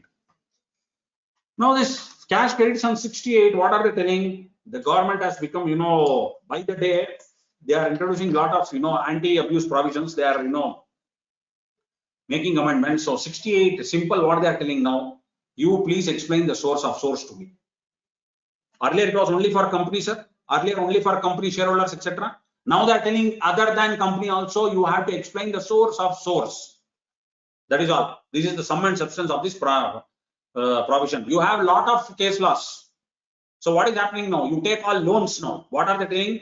Pernicious practice of conversion of unaccounted money by crediting to the books of associate through a masquerade of loan or borrowing. The law is telling, the memorandum is telling, we have done enough research and all these loans, whatever you have brought in the books as unsecured loans, loan creditors, etc. These are all your conversion of unaccounted money in the form of loans and borrowings. So now they are telling, give me the source of source. Give me the source in the hands of your loan creditor. I'm going to examine that. Unlike your, earlier, what was it? That source of some in nature of share application money, share capital, share premium, or any such amount wherever credited in the books of your closely held company. Company in which public is not substantially interested shall be treated as explained only if the source of funds is also explained in the hands of the shareholder. So, however, in the case of loan or borrowing, judicial decisions are held that only identity and creditworthiness of creditor and genuineness of transactions for explaining the credit in the books of accounts is sufficient, and onus does not extend to explaining the source of funds in the hands of creditor. Unfortunate, my dear friends, now all your loan creditors, other than even company, I'm telling you, normal businessman, you are having loan of 100 crores. They are going to ask you confirmation letter. You are giving confirmation letter. You are telling it is through banking channel. You are giving the name. You are giving the PAN. You are giving the address. We have received notices now under faceless scheme where they tell you have submitted confirmation letters. How do you prove? Please prove that signature is of that creditor only. Oh, you have given me beautiful documentation. You have given me the bank statement. You have given me the ITRV also. You have given me confirmation letters also. Prove that the signature is of that creditor only. And now here comes this source of source they are telling. Please give me source of source. Else, anyhow. So that 68 is anywhere there, they are going to make an addition. They are going to, if anyway 68 is invoked, 68, 69, 69A, 69B, 69C, 69D, read with 105 BBE. If it is invoked, 60% is the rate of tax. And then there is surcharge, education cess, etc. So now propose to amend the provisions of 68 so as to provide that the nature and source of any sum, whether in the form of loan or borrowing, see the words used. They are telling whether in the form of loan or borrowing or any other liability credited in the books of an assessee. Please understand. What do you mean loan, borrowing, any other liability credited in the books of an assessee shall be treated as explained only if the source of funds is also explained in the hands of the creditor or entry provider. They are using the word entry provider. However, this additional onus of proof of satisfactorily explaining the source in the hands of creditor would not apply. Still, there is a exemption if the creditor is a well-regulated entity, that is your venture capital fund, venture capital company registered with SEBI. So this will take effect with effect from 1st of April 2023 and will accordingly apply in relation to assessment year 23-24 and subsequent assessment years.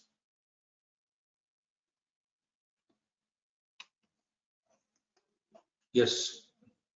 Next. Well, these are some, amendments, this 278A, 278A, which are related to prosecution for failure to pay tax to the credit of central government under Chapter 17B for tax directed at source. So 278A, 278A, what was, sir? It was for TDS. So what about for TCS?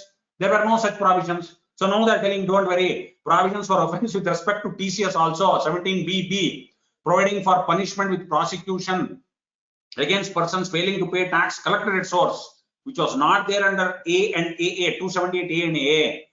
It is now proposed to include 276BB under section 278A, 278AA, owing to similar nature of offences that are punishable under section 276B and 276BB.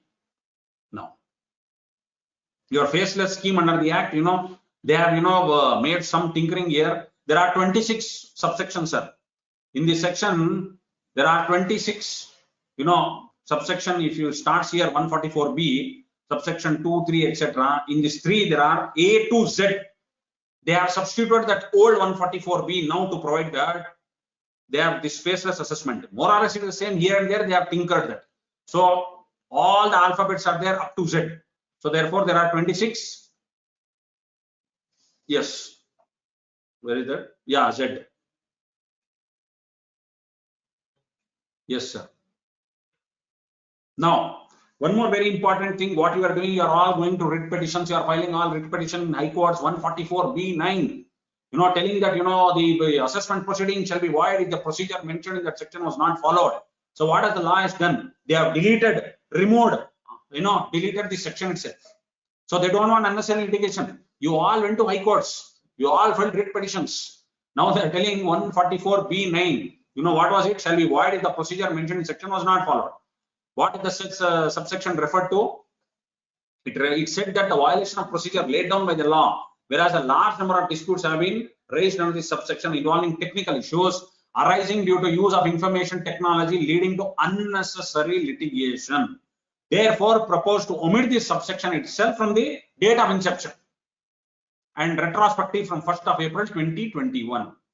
Now, so one more amendment, in provisions of 79A.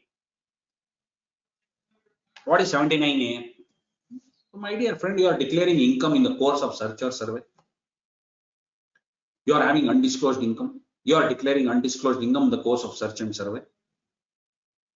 So there may be some losses there, brought forward losses, etc., current year loss, etc. You are adjusting that and then offering to tax. So what the government has done their research and the memorandum says, in some cases, assessees claim set off of losses or unabsorbed depreciation against undisclosed income, corresponding to difference in stock, undervaluation of stock, unaccounted cash payment, etc., which are detected during the course of survey or search. And currently there is no provision in the Act to disallow such set off, and no distinction is made between undisclosed income detected because of search, detected because of survey, detected because of requisition proceedings, and the income assessed in scrutiny assessment in the regular course of assessment. Though for income falling in 68, 69, 69B, such restriction already there. I told you 68, 69, 69B, whatever income declared, no question of allowing any allowance, any deduction, any set off of losses. So now, allowing the adjustment of undisclosed income detected as a result of search or acquisition or survey against the loss or unabsorbed depreciation is resulting in short levy of tax. The provision of non-adjustment of loss or unabsorbed depreciation against undisclosed income detected as a result of search or acquisition or survey would help in ensuring that proper tax is paid on income detected due to a search or survey, and also result in increased deterrence against tax evasion. They are telling you about undisclosed income because of search or survey. There is a loss. They are telling, don't worry, you carry forward the loss. I say, I am not bothered. In the year of search, or in that 6 years or 3 years or 10 years or whatever, I will not allow you any set forward that loss for set off against regular income. Don't set off that loss against that undisclosed income arising as a result or a consequence of search or seizure or survey. So I am not going to allow you henceforth. Provisions are clear now. They are inserted. That is why this new section is inserted under 79 capital A. They are telling, notwithstanding anything contained in the Act, consequent to search initiated in 132, requisition on 132A, survey conducted on 133A, other than subsection 2A of 133A, that is your TDS survey, or your, the total income of any previous year of an assessee includes any undisclosed income, no set off against such undisclosed income. Mark the words, no set off against such undisclosed income of any loss, whether brought forward or otherwise, or unabsorbed depreciation under subsection 2 of 32 shall be allowed to the assessee under any provision of this Act in computing its total income for the previous year. Then they are giving that meaning of undisclosed income, etc. Now, so undisclosed income is where all that any money, any income represented either wholly or partly by any money, bullion, jewelry, etc., valuable article or thing or any entry, etc., etc., not being recorded on or before date of search, not been disclosed to the principal, chief commissioner, etc. before date of search or survey. Any entry, income of previous year represented by any entry in respect of an expense recorded in the books of accounts or other documents maintained in normal course relating to previous year, which is found to be false and would not have been found so had the search not been initiated or the survey not been conducted, etc. So this is the meaning of undisclosed income. Sum and substance, no question of set off of losses against the undisclosed income discovered in the course of search or survey. Anyhow. Now again, this relating to assessment, reassessment, etc. From last year, the entire concept of reassessment 148, 147, 149, 151, etc. were substituted, altered, amended, and new section 148 was introduced, 148A. So very simple. What was the law? They told that no, sir, unless and until an order is passed under 148A clause D, 148A clause D order should be passed, and thereafter 148 should be issued. What a wonderful provision, sir. Beautiful provision. They are telling I am not going to reopen your cases. First, I'll give you an opportunity of being heard. I will, issue before, even for issuing a notice on 148, I'm going to give you an opportunity of being heard. You please prove that there is no income which has escaped assessment. If you prove, then I will not reopen. I will not reopen the case. I will not issue notice under 148A at all. So they are telling. We all went to writ petitions. Why? Because, for example, 13, 14, and 14, 15. What was the due date, sir? 31st of March 20. 6 years from the end of relevant assessment year. So COVID is for you, COVID is for me, COVID is for the third person also, assessee. So they extended the due date. So 13, 14 due date was extended. 6 years from the end of assessment year. So they extended up to 31st of March 21. Again, they extended up to 30th of June 21. So when did it come, sir? That because of the TOLA, Taxation Amendment Act, in 20th of March 20. For 10 days delay, department has got 1.5 years extension of time. So courts have come down heavily. For 10 days delay, you want 1.5 years extension of time? And in March 21, amendment is made by the Honorable Finance Minister of India when she has brought in a new section of 148 capital A. You are bound to issue, give an opportunity to the assessee, call for an explanation, pass an order 148A clause D, then issue notice on 148. Amendment has happened in March, but on 1st April, you issue notice under 148 under the old regime, merely based on that notification because that was extended. Can delegated legislation override the law itself? Anyway, so petitions struck down by Delhi High Court in favor of the assessees, etc. So moving forward here, what have they made amendment now? Now they are telling, I will insert a new proviso to the effect that requirement for approval to issue notice on 148 shall not be required to be taken by AO if he has passed an order 148 AD. As I told you, 148 AD, he has passed an order. It's a fit case for reopening. He took all the necessary approvals of all his higher authorities. In that case, stating that the income is escaping assessment, you pass that order. Give that order to the assessee. Along with that, you issue notice on 148. What stops you? In all these cases, he has, just forgotten 148 AD. He has issued a notice on 148. All of you have filed writ petitions in High Court. Anyway, so now they are telling, this simple amendment is telling, now there is no need for taking any approval when, if you have passed an order 148 AD with prior approval, in that case, stating that income is escaping assessment. So there is no requirement for approval. For what? To issue notice under 148. Again, to omit the requirement of approval of specified authority in clause B of 148A. Then what is information, etc. They use the word flag. So information flag. If you see that section 148, so they remove the word flag now. They are only telling information, only information now, not information flag, etc. And also they removed that word 133A5 now. What is 133A5? Your ceremony, event, marriage, etc. survey. So that is also removed, etc. So like these small amendments here and there, they have been tinkered. And due to want of time, I think it's already 7:50. We have got 10 more minutes, I think. So there is this 271AB, 271AC, 271AD, etc., etc. What are they done here? What are they telling us here? This powers to the assessing officer, levy penalty. All this 271AB, AAC, AD are all penalty in cases of involving undisclosed income where search has been initiated 132 or otherwise, or for your false entry in books of accounts, your 271 AADs for your GST frauds, etc. So what are they telling now? Deals with penalties. Chapter 21, which deals with penalties, has concomitant powers with AO to levy penalty in eligible cases. CID appeals has got concomitant powers with AO to levy penalty in eligible cases under all these sections, which deal with deliberate concealment, non-disclosure, omission by necessity to evade tax. Now they are telling, even similarly, 271 AAB, AAC, AAD penalize actions pertaining to undisclosed income, undisclosed credits, unexplained credits, or expenditure, or deliberate falsification or omission in books. Therefore, in order to improve deterrence against non-compliance, it is now proposed to amend AAB, AAC, AAD by enabling the Commissioner appeals also to levy penalty under these sections along with the assessing officer. These three sections. Now, we are 272A. Sir, this 272A, what is it?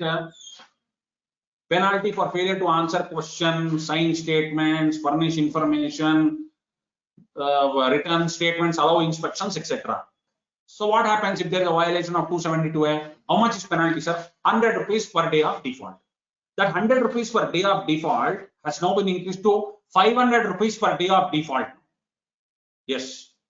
So, you know, in their report told on the entertainment sector, it being very low. So penalty has not been increased since the section was introduced in 1999, 272A. And it does not have adequate deterrence value, 100 rupees per day. Now it has become 500 rupees per day of default. For example, 133.6 is issued. You don't answer. You don't bother to answer 133.6. Why I should answer anywhere? So every day of delay, till such time the delay continues, 500 rupees per day, my dear friends. Anyhow, we move further. Now this amendment in provisions of 179. See how minutely they have gone through the act this time. What is the amendment made in this section? Section 179. Please open the act and see the heading. The heading, what was the title of the section? The title of the section was, now what are they telling? Section, however, the title of the section inadvertently refers to liability of directors of private company in liquidation.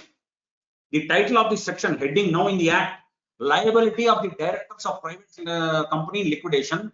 That is not what this section intends when you read the section. So 179 of the act, what is it? It enables the authorities to recover tax due from a private company from its directors under circumstances where tax cannot be recovered from the company itself. So this section is making every director of the private company jointly liable, severally liable for payment of such tax with certain conditions. But unfortunately, inadvertently, due to oversight, heading of the sections reads as liability of directors of private company in liquidation. So actually the liability of directors of private company under this section is not conditional upon the company being in liquidation, and the section, as I told, when you go through, does not make any reference to liquidation. Therefore, now to make the title of the section uniform with its provision, in sync with the provision, the title is in sync with the provision, that it is now amended. What is amended? Only title of the section as what? Liability of directors of private company, full stop. In liquidation, the words are removed. Now the charitable trust and institution, quickly we will take this and finish it off, sir. It's 7:55. Now, since the day of this government has come to power, my dear friends, in 2014 onwards, every year there is amendment in chapter. Every year. And I just pointed out, to make 2 more hours, you can just amendments made by the government charitable trust. Cover all the amendment 2014 till 2022. You try to cover all the amendments made. So in this one, very beautifully there.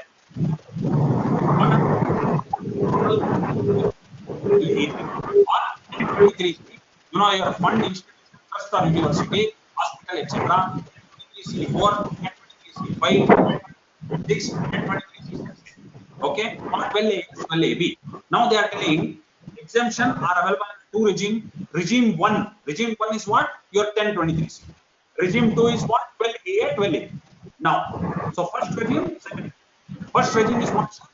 Exemption under 1023C. Second regime is 12A, 12A. Now, see this finance bill, they are telling I want to rationalize the provisions of both exemption regimes. Regime 1, Regime 2. Regime 1 is 1023C. Regime 2 is 12A, 12AAB. For what? Ensuring the effective monitoring implementation. Bringing provisions of the two regime and providing clarity on certain circumstances.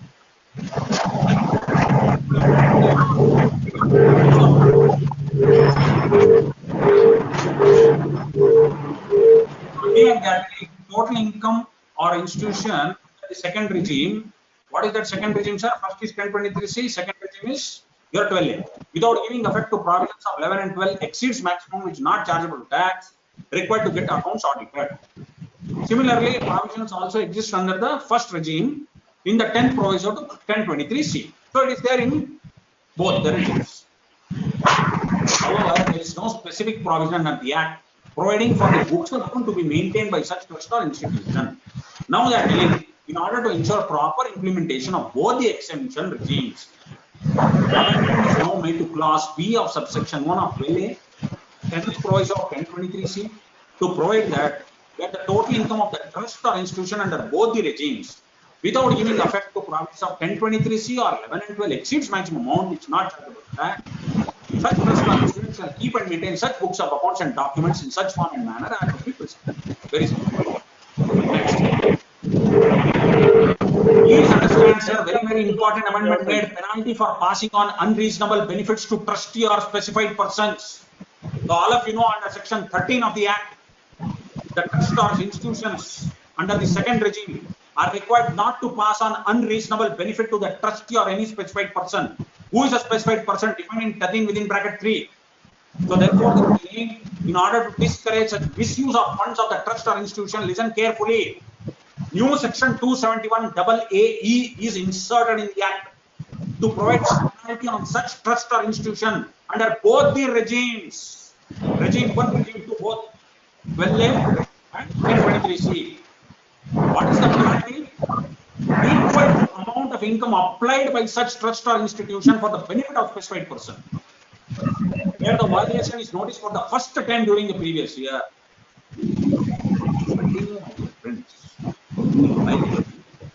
Meaning to say, the trustees, specified persons, or the manager, etc., continue to utilize the funds of the trust or institution for their own personal selfish gains, then the amount, second time, your second penalty will be 200%. First penalty is 100%. You do it for the second time, twice the amount of such income where the violation is noticed again in any subsequent year. The proposed section seeks to operate without prejudice to any other provisions of Chapter 21. This penalty will be applicable. Any other penalty of Chapter 21, that also will be applicable. In addition to the proposed penalty, that penalty would also be applicable. I think I have far exceeded my time. Although there are many provisions left to be completed, I thank all the organizations. I thank all the people who have logged in, and also I thank my good friend Rajesh Mehta for giving me the opportunity to address all of you. Thank you very much.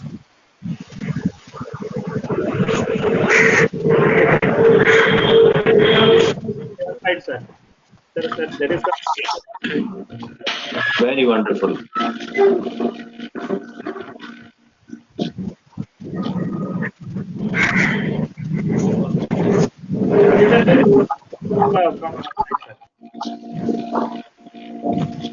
like to request all panelists to come on screen for formal vote of thanks. All screen for formal vote of thanks. Would like to request Rajesh Mehta, our guide, we can say a backbone for this to Manoj Parakh ji, वो आपके इधर से थोड़ा सा शायद आपके पास दो चल रहे हैं क्या? कहीं से डबल नहीं जा रहा, कहीं से डबल नहीं जा रहा, आवाज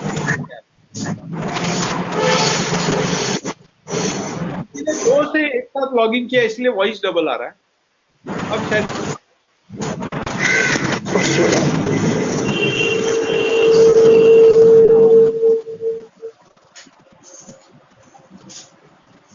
over to you, Rajesh. बाकी लोग अपना म्यूट कर लीजिए, या तो बाकी लोग म्यूट कर लीजिए। हाँ, जी यस सर, विराट जी भाई, सर। अब आप बोलिए, अब आइए, आपकी आवाज है सुनाई, अब आइए। Yes ji sir. Sir, Rajesh sir would like to request you to address the attendees, sir. Thanks to Naveen Khariwal ji for dealing with all the important issues of this today's finance bill proposals, and thanks to all the participants of today's program. However, आज हमारे कुछ लोग ऐसे हैं जो हिंदी में ज्यादा सुनना पसंद करते हैं, हिंदी में चर्चा पसंद करते हैं, किंतु नवीन खारीवाल साहब ने इतनी सिंपल भाषा में बोला है कि आई थिंक सभी हिंदी में चर्चा सुनने चाहने वालों को भी पूरा आनंद आया होगा। और उन्होंने, आप देखिए, 3-4 घंटे का ही समय मिला, फिर भी उन्होंने बजट इस तरह से तैयार किया जैसे 10 दिन पहले से उन्हें बजट के सारे पॉइंट मालूम थे। इतना शॉर्ट समय में सारी पीपीटी रेडी करके he has explained each and every points in a very detailed manner.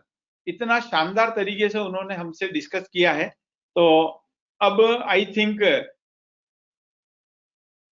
कोई नया पॉइंट ऐसा अब बचता नहीं है जिस पर मैं चर्चा करूं। So thanks to all the participants and over to Virag ji. अगर विराग जी आप और कुछ कहना चाहें। जी जी, मैं सीए रुपेश जैन सर को बुलाना चाहूंगा, chief product officer for eMSME। हमारे एमएसएमई बंधुओं के लिए बहुत ही ज्यादा रोल रहा है इस बजट में भी, हमेशा की तरह। तो रुपेश जैन जी, हमने आपको आगे रिकॉग्नाइज किया था, but now I would like to request you to address the attendance. Thank you all. Thank you Naveen ji for throwing lights on the provisions of the budget in a short time. It was really great to see those things. And with respect to MSME, तो पूरा budget में काफी focus रहा है, as the focus is not on the revenue, the expense side more this time. तो MSME का focus है with respect to ECLJ scheme या CGMTSME स्कीम, तीनों चारों स्कीम्स पे काफी फोकस है। रैम्प है MSME प्रोडक्टिविटी बढ़ाने के लिए। So we expect the MSMEs will play a crucial role.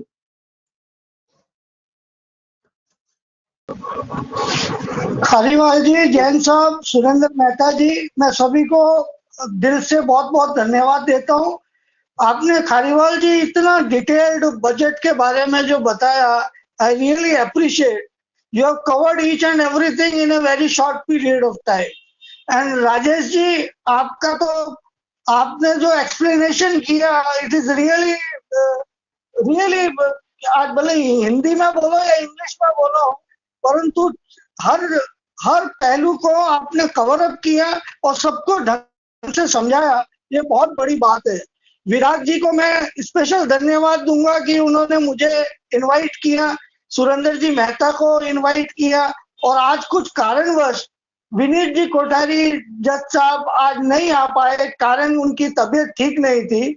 उन्होंने सब लोगों से अपनी तरफ से माफी मांगी कि मेरी तबीयत ठीक होने के कारण मैं पार्टिसिपेट नहीं कर पा रहा हूं, और इसीलिए फिर शॉर्ट नोटिस पे सुरेंद्र जी को मैंने रिक्वेस्ट करके बुलाया, जिससे गोल्ड और सिल्वर और अपना बुलियन मार्केट को भी अपन कवर कर सके। तो एक बार मैं सभी को अपने दिल से धन्यवाद देता हूं, और इस तरीके की webinar time to time Virat ji करते रहे, जिससे पीपल एट लार्ज सबको बेनिफिट होना चाहिए। और आज YouTube पे आज काफी लोग ये देख रहे हैं, ट्विटर पे देख रहे हैं, फेसबुक पे देख रहे हैं, तो आज कंटिन्यूसली आज ये ज्ञान सबको बांटने से ही फायदा होता है। और ये विराट जी ने अपना ये जो अपना उद्देश्य रखा है कि ज्ञान को बांटे जाओ, तो मैं उनको अपनी तरफ से धन्यवाद देता हूँ। Thank you very much to each and every participant. कोई नाम मेरे से रह गया हो धन्यवाद देने के लिए, तो मेरा धन्यवाद जरूर स्वीकार कीजिए। Thank you very much. Thanks to all. आप हमारे हमेशा गाइड रहे हो। मैं तेज प्रकाश डांगी जी, प्रेसिडेंट तेरापंथ प्रोफेसर मुंबई, को रिक्वेस्ट करूंगा कि सर आप शुरू में जुड़ नहीं पाए थे, दिलसुख साहब जी ने बहुत ही अच्छे से सबका वेलकम किया, आप 2 शब्द कहिए जी। तेज प्रकाश सर। आवाज आ रही सर? जी सर, जी सर। सबसे पहले विराट जी आपको बहुत बहुत धन्यवाद कि बजट के सेम डे आपने वेबिनार ऑर्गेनाइज किया और इतना ब्यूटीफुल। मैं एक्चुअली मोबाइल पे था, इसलिए मोबाइल पे था पहले आधा घंटा, उसके बाद में मैं कंप्यूटर पे आके ज्वाइन किया। आई एम सॉरी, मैं ट्रेवल पे था, थोड़ा सा गाड़ी में था, और हमारे दिलखुश जी ने एक वेलकम किया सबका, और पर्टिकुलरली खारीवाल जी ने जो एक्सप्लेनेशन बजट पर, पर्टिकुलर टैक्सेशन पर जो उन्होंने एकदम इतना सही तरीके से एक्सप्लेन किया कि हर बंदे को, हर सुनने वाले को पूरे टैक्स लॉज में क्या क्या अमेंडमेंट हुए वो सबको मालूम चला इससे। और जो निर्मला सीतारमण जी ने तो सिर्फ बोला 5 मिनट 10 मिनट में टैक्सेशन पे खत्म कर दिया, पर इन्होंने 2 घंटे में पूरा एक्सप्लेन किया कि इसमें 84 और प्लस अमेंडमेंट्स हुए हैं और इतने चेंजेस हुए हैं, उसको एक सरल भाषा में जो एक्सप्लेन किया उसके लिए खरीवाल जी का बहुत बहुत धन्यवाद। और मेहता जी का, जिन्होंने स्टार्ट में ये क्रिप्टो करेंसी पे अपनी ओपिनियन दी कि ये एक बहुत गलत चलन अपनी युवा पीढ़ी में आने वाली है, उससे सबको सावधान रखना है, उसके लिए उनको धन्यवाद। और सभी पार्टिसिपेंट्स को टीपीएफ मुंबई, टीपीएफ नेशनल की तरफ से बहुत बहुत धन्यवाद और साधुवाद कि इस तरह का आप वेबिनार रखें और सभी को इसका लाभ मिले। और नेक्स्ट अपन कैपिटल मार्केट पे भी आप कर रहे हैं परसों के दिन, उसके लिए भी बहुत बहुत शुभकामना। ओम भारत। सर, मैं सभी पार्टिसिपेंट्स को रिक्वेस्ट करूंगा कि 3 तारीख को जो हम प्रोग्राम कर रहे हैं संदीप जैन के जेम्स स्टॉक्स, तो कैपिटल मार्केट पे क्या इफेक्ट आने वाला है और कौन कौन से स्टॉक्स बढ़ने चाहिए या घटने चाहिए, और पूरा इकोनॉमी पे क्या क्या डेवलपमेंट्स होंगे, क्या ग्रोथ होगी या नहीं होगी, सब कुछ समझने के लिए आप हमारे साथ में 3 तारीख को सभी लोग, सभी पार्टिसिपेंट्स जो भी आज के प्रोग्राम को सुन रहे हैं, सभी से रिक्वेस्ट है कि सब अपना रजिस्ट्रेशन ऑनलाइन करवा सकते हैं, फ्री ऑफ चार्ज है। और ये भी एक ज्ञान की बातें हैं जो विराट जी ने ये प्रोग्राम रखा है, तो सभी को आपको अटेंड करना है। धन्यवाद। थैंक यू दोस्त साहब। संदीप जी जैन साहब के जेम्स के नाम से फेमस है, बहुत ही अच्छा प्रवक्ता है और बहुत ही नॉलेज उनको है कैपिटल मार्केट का, क्या बजट के डिफरेंट पहलू कौन से सेक्टर में होंगे वो पूरा बताएंगे। 3 तारीख को 5:30 बजे है, तो सभी को मैं आमंत्रित करूंगा। मैं सभी ऑर्गेनाइजेशन का धन्यवाद करना चाहूंगा कि इसमें जुड़े। मैं पहले सभी को एक बार और मौका दूंगा। गुलाब जी, आप कुछ बोलना चाहेंगे? मनोज पारेख जी भी है, दिलसुख शाह जी भी है, नरेश भाई भी है, तो I think now floor is open, we can have a vote of thanks for Naveen ji as well. And किसी को भी कोई भी रह गया हो तो वो अपनी तरफ से बोल सकता है। समीर भाई ने भी शुरू में बोला है तो वो भी अपना बोल सकते हैं। तो मैं मनोज जी को रिक्वेस्ट करूंगा पहले। मनोज जी, आप कुछ बोलना चाहेंगे सर? मनोज जी, आप अनम्यूट करिए अपने आप को। या थैंक यू। आज का ये बजट सेशन बहुत ही अच्छा था। मैं आप सभी लोगों को धन्यवाद देता हूं, खासतौर से नवीन जी ने जिस तरीके से समझाया, नो डाउट मजा आ गया। अब हम चाहेंगे कि आगे भी उन्हें सुने। मैं tax law bar association Bhopal की तरफ से उनको बहुत बहुत धन्यवाद देना चाहता हूं कि बहुत ही अच्छे से उन्होंने हमको गाइड किया। और मैं उनसे रिक्वेस्ट करता हूं कि फ्यूचर में हम चाहेंगे कि भोपाल बार जब कुछ भी ऑर्गेनाइज करे तो आपकी हम सहमति लेना चाहेंगे टॉपिक्स पे। तो मैं विराग जी से आपका नंबर लेके आपके साथ कोऑर्डिनेट करूंगा, है ना। Thank you so much. Rajesh ji, आप तो सब मतलब बहुत ही अच्छे स्पीकर हैं, इंदौर से हम सुनते हैं उनको, बहुत ही शानदार है। नरेश जी, आपको साधुवाद, आप हमेशा हम सब लोगों को सहयोग करते हैं उसके लिए। और आप सभी लोग जहां से भी टैक्स लॉ बार एसोसिएशन और जितने भी संस्थाओं से सब लोग जुड़े, उन सबको धन्यवाद। और विराग जी, आपको तो ढेर सारा धन्यवाद। इसी तरह यूथ बन के आप सबका मदद के लिए आगे बढ़े। Thank you. Thank you. Gulab ji, कोई बोलना चाहेंगे? गुलाब जी केडिया फ्रॉम रायपुर। सबसे पहले मैं विराट भाई को धन्यवाद दूंगा जिन्होंने इतने अच्छे सेमिनार का आयोजन किया, इतने सारे एसोसिएशन को कनेक्ट किया। और नवीन भाई जैसे फैकल्टी को ढूंढना बोलना चाहिए। मैं पहले से नहीं जानता था नवीन भाई को, लेकिन आज उनका सेमिनार सुनकर काफी अच्छा लगा। नवीन भाई को विशेष धन्यवाद। बाकी आप सभी एसोसिएशन का धन्यवाद और उम्मीद करता हूँ आगे हम सब जुड़ के ऐसा ज्ञान का प्रसार करते रहेंगे। धन्यवाद। जी जी जी, thank you. Dilsukh bhai Shah, Dilsukh bhai sir, Dilkhush bhai sir. Yes Virat ji, I think हमारे प्रेसिडेंट टीपी जी ने ऑलरेडी बोल दिया है। जस्ट मैं इतना ऐड करना चाहूंगा कि 6:40 पे जैसे ही इंट्रोडक्शन प्रोग्राम खत्म हुआ और नवीन जी ने जैसे ही अपने हाथ में माइक संभाला तो 1.5 घंटा कैसे निकल गया पता ही नहीं चला है। जो अपेरेंटली ऐसा लग रहा था कि टैक्सेशन में कुछ नहीं है, और जब नवीन जी ने अंदर से खोद के 80 अमेंडमेंट निकाले, अब ऐसा लगने जा रहा है कि प्रैक्टिस जो करना है दिन प्रतिदिन बहुत कठिन होता जा रहा है कि इतने सारे प्रोविजन हम कितना भी ध्यान रखें कभी ना कभी एस्केप हो जाते हैं हमारे से भी। तो जितना गवर्नमेंट इतना सारे प्रोविजन को स्ट्रिक्ट कर रही है, तो आज जैसे नवीन जी से सुना तो काफी अच्छा लगा कि डिटेल पे ध्यान ही नहीं रहा कि 1.5 घंटा कैसे चला गया। बार बार नवीन जी को भी आगे भी सुनना चाहेंगे, काफी इंटरेस्टिंग सेशन रहा। बहुत बहुत धन्यवाद नवीन जी। साथ ही राजेश जी, मेहता और नरेश जी धूत, आपका भी धन्यवाद करता हूं कि प्रोग्राम को आपने सही दिशा के साथ संभाला। और सारे ऑर्गेनाइजेशन के डिग्निटरीज हैं, आप सभी का भी धन्यवाद कि पहली बार इतने सारे ऑर्गेनाइजेशन हम साथ मिलकर कर रहे हो, तो सारे सभी के मेंबर भी देख रहे होंगे, तो जितने ज्यादा से ज्यादा लोग इसको सुने होंगे उनको काफी फायदा और पहुंचा रहेगा कि ताकि वो अपने काम और सही तरीके से इन्फॉर्म डिसीजन ले सके। और thank you Virat once again. Thank you so much.